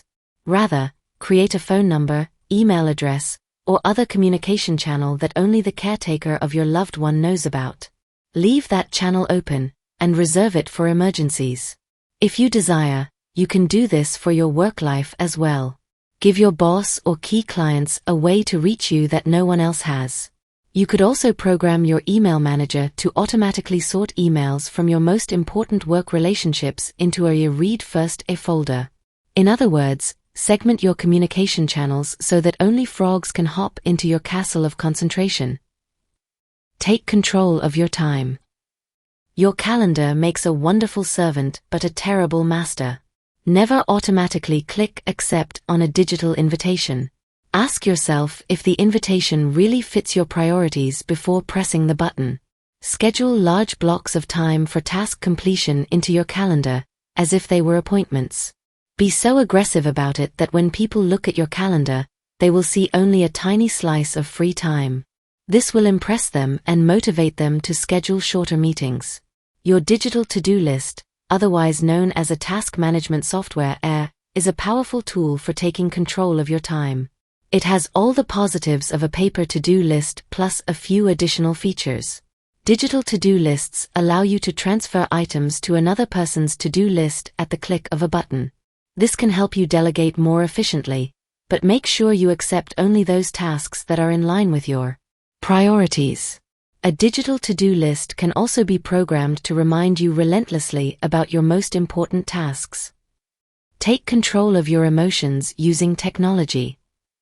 Many people fail to make technology their servant because they fear learning new skills. This fear can be mastered. Refuse to let it hold you back. Everything is learnable, and what others have learned, you can learn as well. Let your organization know that you are interested in learning about technological tools that will make you more efficient. If you have a friend, family member, or coworker who is a tech whiz, learn everything you can from that person. Above all else, avoid the phrase, I can't. Technology is no longer optional. It is just as important as reading, writing, and arithmetic. And the idea that only certain kinds of people are good at technology is a myth. No matter your age, race, or gender, you have the power to master technology. If you do become frustrated, just remember that it happens to everyone. Even expert programmers who are paid hundreds of dollars an hour will sometimes be frustrated by technology. When you make technology your servant, it can be a source of positive, motivating emotions and increased productivity. Post your most important stretch goal on social media and promise your followers you will achieve that goal. Update them daily on your progress so that if you skip a day or slack off, everyone will know. Posting on social media about your progress is a great way to reward yourself for making headway on long-term projects. When the payoff is far in the future, it can be hard to stay motivated, so getting likes or hearts from your followers on your daily updates can be a way to achieve a mini payoff. You can even seek out people in your field on social media and compete with them to see who can eat the most frogs. For example, many novelists like to share their daily word counts on Twitter so they can see who in their social circle is the fastest and most productive writer, and who gives in to procrastination. Stop being enslaved by social media, and make it work for you instead. It's simple. Instead of posting something trite, post about your life goals and seek the social support to conquer them. Eat that frog. 1. Resolve today to turn off all notifications, except for your emergency channels. Create special areas in your digital life for your most important tasks. 2. Resolve to research and install one piece of software or one app that will help you be more efficient and focused. 17. Focus your attention. All of life is the study of attention. Where your attention goes, your life follows. Focused attention is the key to high performance. The air attraction of distraction, the lure of electronic and other interruptions, leads to diffused attention, a wandering mind, a lack of focus, and, ultimately, underachievement and failure. Current research proves that continuously responding and reacting to emails, telephone calls and texts, and instant messages, IM, has a negative effect on your brain, shortening your attention span and making it difficult, if not impossible, for you to complete the tasks upon which your future and your success depend. Developing an addiction. When you check your email first thing in the morning, or when you respond to the bell or other sound that indicates an incoming email or message, your brain releases a tiny shot of dopamine. This shot gives you a buzz. It stimulates your curiosity and causes you to react and respond immediately. You instantly forget whatever else you were doing and turn your full attention to the new message. Like the sound of bells ringing when you win while playing a slot machine, the sound of the email or IM triggers the reaction of what did I win? You immediately stop your work to find out what your prize is. When you start your day with a few shots of dopamine triggered by your email or IM bell going off, you find it extremely difficult to pay close attention to your important tasks for the rest of the day. The multitasking illusion. Some people believe that they can engage in multitasking, going back and forth between emails and important tasks. But people can focus only on one thing at a time. What they are really doing is called task shifting. They are shifting their attention back and forth, like swinging a searchlight from one object to another.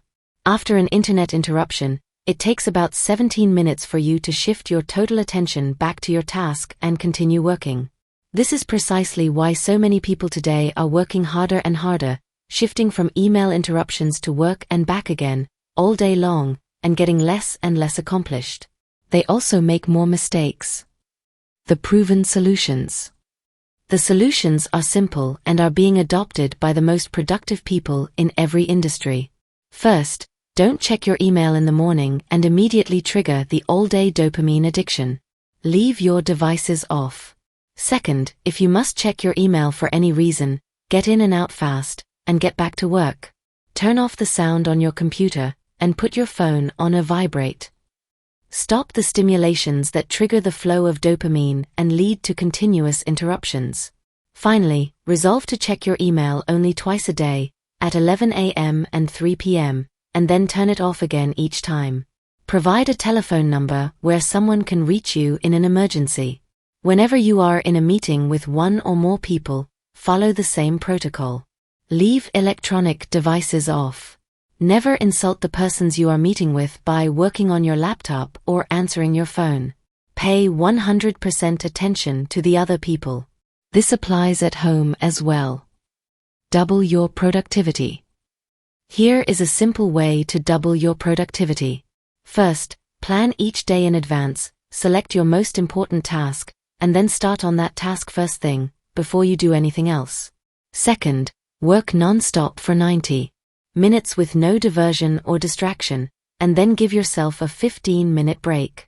Third, start again and work another 90 minutes flat out. Finally, after this 3-hour work period, you can then reward yourself with a shot of dopamine by checking your email. When you develop the habit of completing 3 hours of important work each morning, first thing, you will both double your productivity and break yourself of the habit of checking your email all day long. You will regain full control of your life. Eat that frog. 1. Keep your goals of success and high productivity in mind. Before you do anything, ask yourself, is this helping me achieve one of my most important goals, or is this just a distraction? 2. Refuse to become a slave to the bells and whistles that distract you from completing those tasks that can make a real difference in your life. Leave your devices off. 18. Slice and dice the task. The beginning of a habit is like an invisible thread, but every time we repeat the act we strengthen the strand, add to it another filament, until it becomes a great cable and binds us irrevocably, in thought and act. Orison Swett Marden. A major reason for procrastinating on big, important tasks is that they appear so large and formidable when you first approach them. One technique that you can use to cut a big task down to size is the salami slice, a method of getting work done. With this method, you lay out the task in detail, writing down every step in order, and then resolve to do just one slice of the job for the time being, like eating a roll of salami one slice at a time, or like eating an elephant one bite at a time. Psychologically, you will find it easier to do a single, small piece of a large project than to start on the whole job. Often, once you have started and completed a single part of the job, you will feel like doing just one more slice. Soon, you will find yourself working through the job one part at a time, and before you know it, the job will be completed. Develop a compulsion to closure. An important point to remember is that you have deep within you an urge to completion, or what is often referred to as a compulsion to closure. This means that you actually feel happier and more powerful when you start and complete a task of any kind. You satisfy a deep subconscious need to bring finality to a job or project. This sense of completion or closure motivates you to start the next task or project and then to persist toward final completion. This act of completion triggers the release of endorphins in your brain, mentioned earlier. And the bigger the task you start and complete, the better and more elated you feel. The bigger the frog you eat, the greater the surge of personal power and energy you experience. When you start and finish a small piece of a task, you feel motivated to start and finish another part, then another, and so on. Each small step forward energizes you. You soon develop an inner drive that motivates you to carry through to completion. A Swiss cheese are your tasks. Another technique you can use is called the Swiss cheese, a method of working. You use this technique to get yourself into gear by resolving to punch a hole in the task, like a hole in a block of Swiss cheese. You Swiss cheese, a task when you resolve to work for a specific time period on it. This may be as little as 5 or 10 minutes, after which you will stop and do something else. You will just take one bite of your frog and then rest or do something else. The power of this method is similar to that of the salami slice method. Once you start working, you develop a sense of forward momentum and a feeling of accomplishment. You become energized and enthusiastic. You feel yourself internally motivated and propelled to keep going until the task is complete. You should try the salami slice or the Swiss cheese method on any task that seems overwhelming when you approach it for the first time. You will be amazed at how helpful each technique is in overcoming procrastination. I have several friends who have become best-selling authors by simply resolving to write one page or even one paragraph per day until the book was completed. And you can do the same. Eat that frog. 1. Put the salami slice or a Swiss cheese technique into action immediately to get started on a large, complex, multitask job that you've been putting off. 2. Become action-oriented. A common quality of high performers is that when they hear a good idea, they take action on it immediately. Don't delay. Try it today. 19. Create large chunks of time. Nothing can add more power to your life than concentrating all of your energies on a limited set of targets. Nido Kobain. Most of the really important work you do requires large chunks of unbroken time to complete. Your ability to carve out and use these blocks of high-value, highly productive time is central to your ability to make a significant contribution to your work and to your life. Successful salespeople set aside a specific time period each day to phone prospects. Rather than procrastinating or delaying on a task that they don't particularly like, they resolve that they will phone for 1 solid hour, between 10 o'clock and 11 a.m., for example, and they discipline themselves to follow through on their resolution. Many business executives set aside a specific time each day to call customers directly to get feedback, to return phone calls, or to answer correspondence. Some people allocate specific 30 to 60-minute time periods each day for exercise. Many people read great books 15 minutes each night before retiring. In this way, over time, they eventually read dozens of the best books ever written. Schedule blocks of time. The key to the success of this method of working in specific time segments is for you to plan your day in advance and schedule a fixed time period for a particular activity or task. Make work appointments with yourself and then discipline yourself to keep them. Set aside 30, 60, and 90-minute time segments that you use to work on and complete important tasks. Many highly productive people schedule specific activities in pre-planned time slots all day long. These people build their work lives around accomplishing key tasks one at a time. As a result, they become more and more productive and eventually produce 2 times, 3 times, and 5 times as much as the average person. Use a time planner. A time planner, broken down by day, hour, and minute and organized in advance, can be one of the most powerful personal productivity tools of all. It enables you to see where you can consolidate and create blocks of time for concentrated work. During these working times, turn off the telephone, eliminate all distractions, and work non-stop. One of the best work habits of all is to get up early and work at home in the morning for 2 to 3 hours. You can get 3 times as much work done at home without interruptions as you ever could in a busy office where you are surrounded by people and bombarded by phone calls. Make every minute count.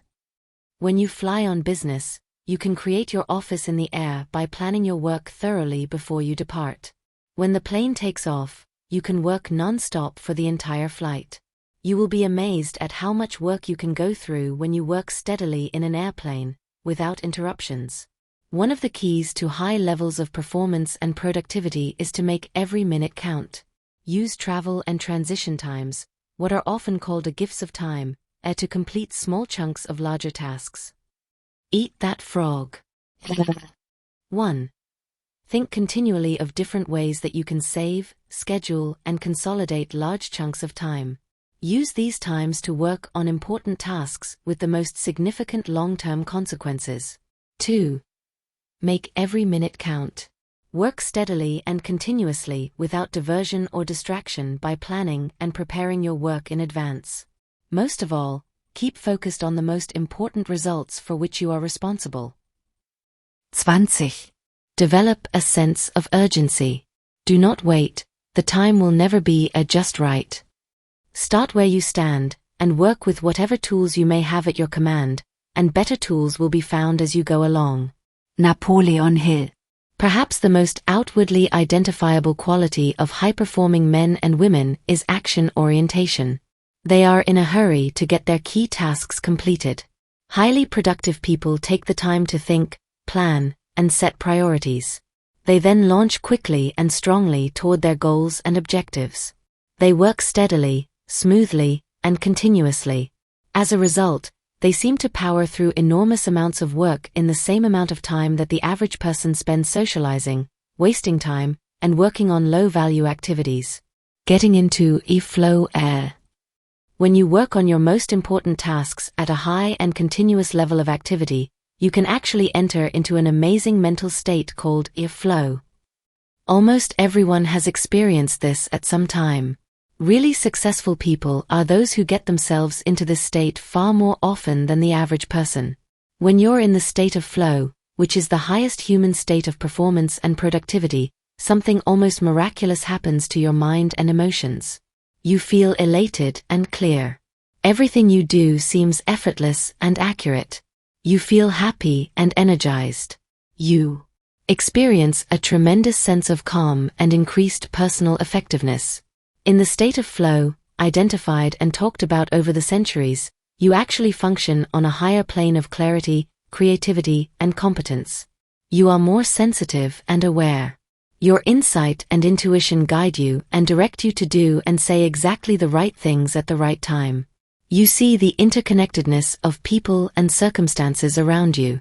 You often come up with brilliant ideas and insights that enable you to move ahead even more rapidly. Trigger high performance in yourself. One of the ways you can trigger this state of flow is by developing a sense of urgency. This is an inner drive and desire to get on with the job quickly and get it done fast.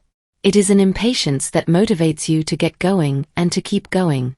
A sense of urgency feels very much like racing against yourself. With this ingrained sense of urgency, you develop a bias for action. You take action rather than talking continually about what you are going to do. You focus on specific steps you can take immediately.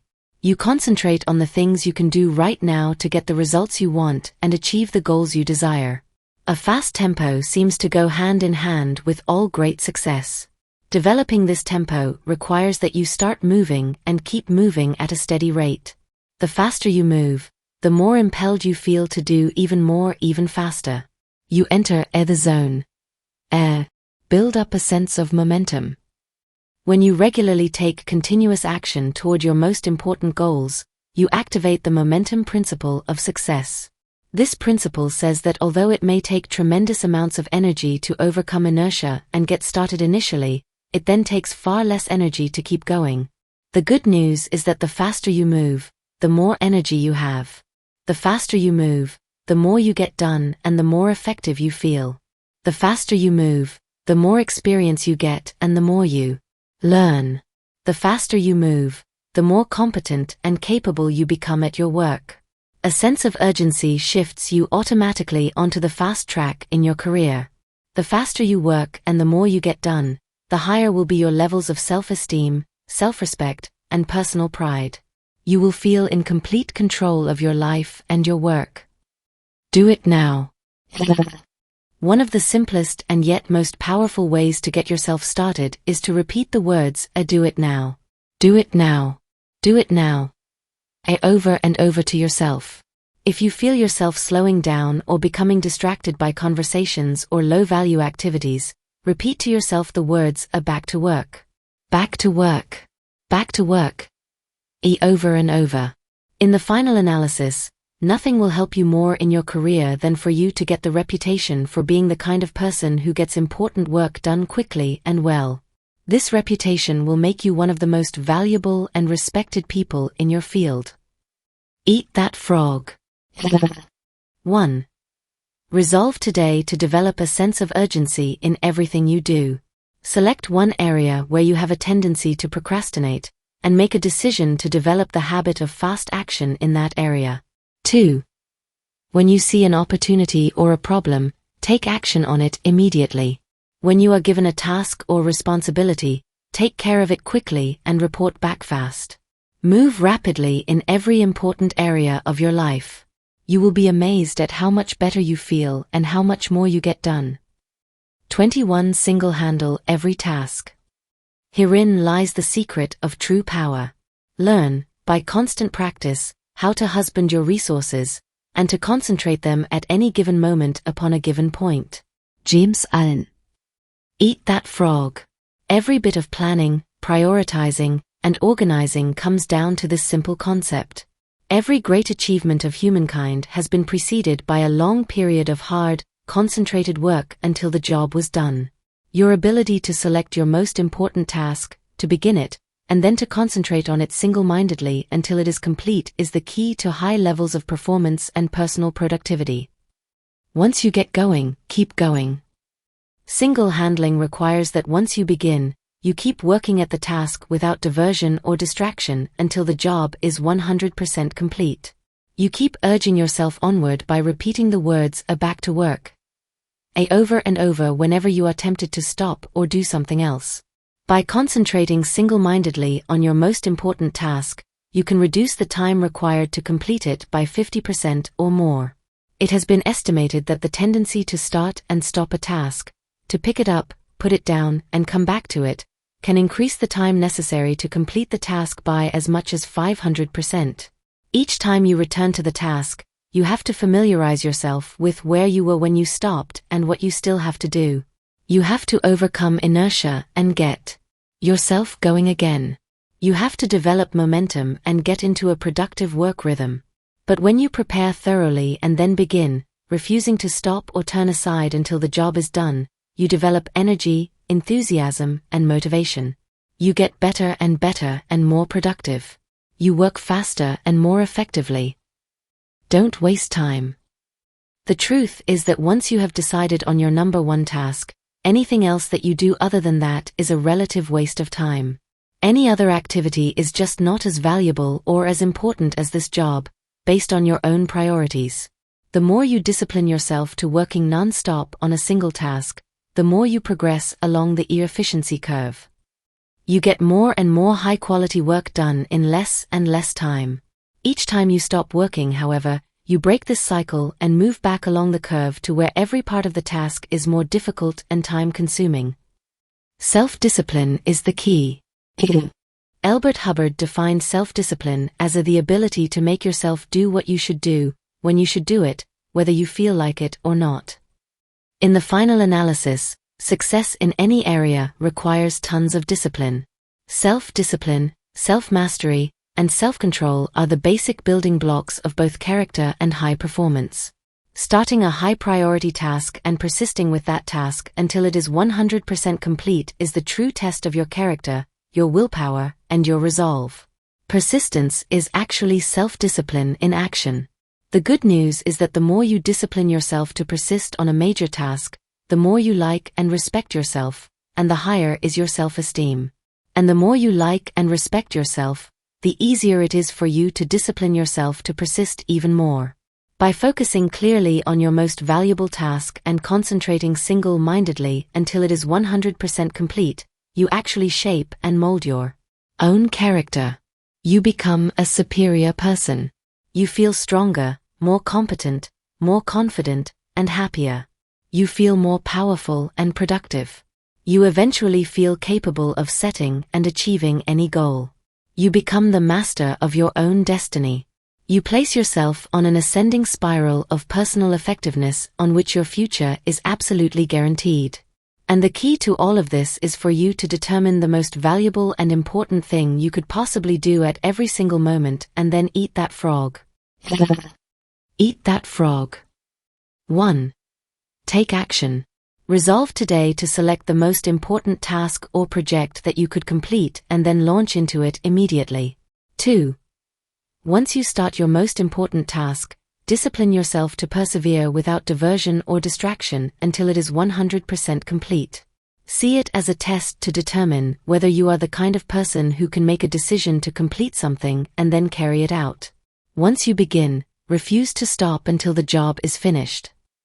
Conclusion: putting it all together. The key to happiness, satisfaction, great success, and a wonderful feeling of personal power and effectiveness is for you to develop the habit of eating your frog first thing every day when you start work. Fortunately, this is a learnable skill that you can acquire through repetition. And when you develop the habit of starting on your most important task before anything else, your success is assured. Here is a summary of the 21 great ways to stop procrastinating and get more things done faster.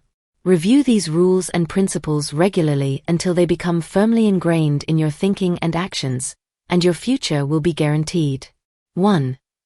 Set the table. Decide exactly what you want. Clarity is essential. Write out your goals and objectives before you begin. 2. Plan every day in advance. Think on paper. Every minute you spend in planning can save you 5 or 10 minutes in execution. 3. Apply the 80-20th rule to everything. 20% of your activities will account for 80% of your results. Always concentrate your efforts on that top 20%. 4. Consider the consequences. Your most important tasks and priorities are those that can have the most serious consequences, positive or negative, on your life or work. Focus on these above all else. 5. Practice creative procrastination. Since you can't do everything, you must learn to deliberately put off those tasks that are of low value so that you have enough time to do the few things that really count. 6. Use the ABCDE method continually. Before you begin work on a list of tasks, take a few moments to organize them by value and priority so you can be sure of working on your most important activities. 7. Focus on key result areas. Identify those results that you absolutely, positively have to get to do your job well, and work on them all day long. 8. Apply the law of 3. Identify the 3 things you do in your work that account for 90% of your contribution, and focus on getting them done before anything else. You will then have more time for your family and personal life. 9. Prepare thoroughly before you begin. Have everything you need at hand before you start. Assemble all the papers, information, tools, work materials, and numbers you might require so that you can get started and keep going. 10. Take it one oil barrel at a time. You can accomplish the biggest and most complicated job if you just complete it one step at a time. 11. Upgrade your key skills. The more knowledgeable and skilled you become at your key tasks, the faster you start them and the sooner you get them done. Determine exactly what it is that you are very good at doing, or could be very good at, and throw your whole heart into doing those specific things very, very well. 12. Identify your key constraints. Determine the bottlenecks or choke points, internal or external, that set the speed at which you achieve your most important goals, and focus on alleviating them. 13. Put the pressure on yourself. Imagine that you have to leave town for a month, and work as if you had to get your major task completed before you left. 14. Motivate yourself into action. Be your own cheerleader. Look for the good in every situation. Focus on the solution rather than the problem. Always be optimistic and constructive. 15. Technology is a terrible master.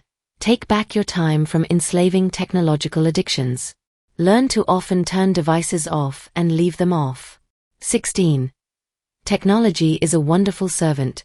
Use your technological tools to confront yourself with what is most important and protect yourself from what is least important. 17. Focus your attention. Stop the interruptions and distractions that interfere with completing your most important tasks. 18. Slice and dice the task.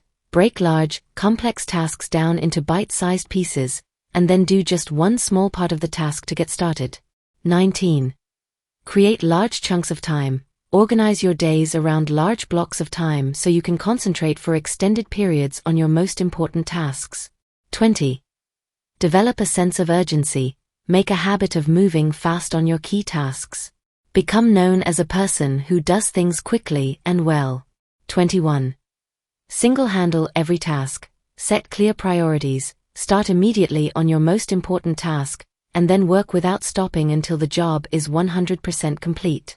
This is the real key to high performance and maximum personal productivity. Make a decision to practice these principles every day until they become second nature to you. With these habits of personal management as a permanent part of your personality, your future success will be unlimited. Just do it. Eat that frog.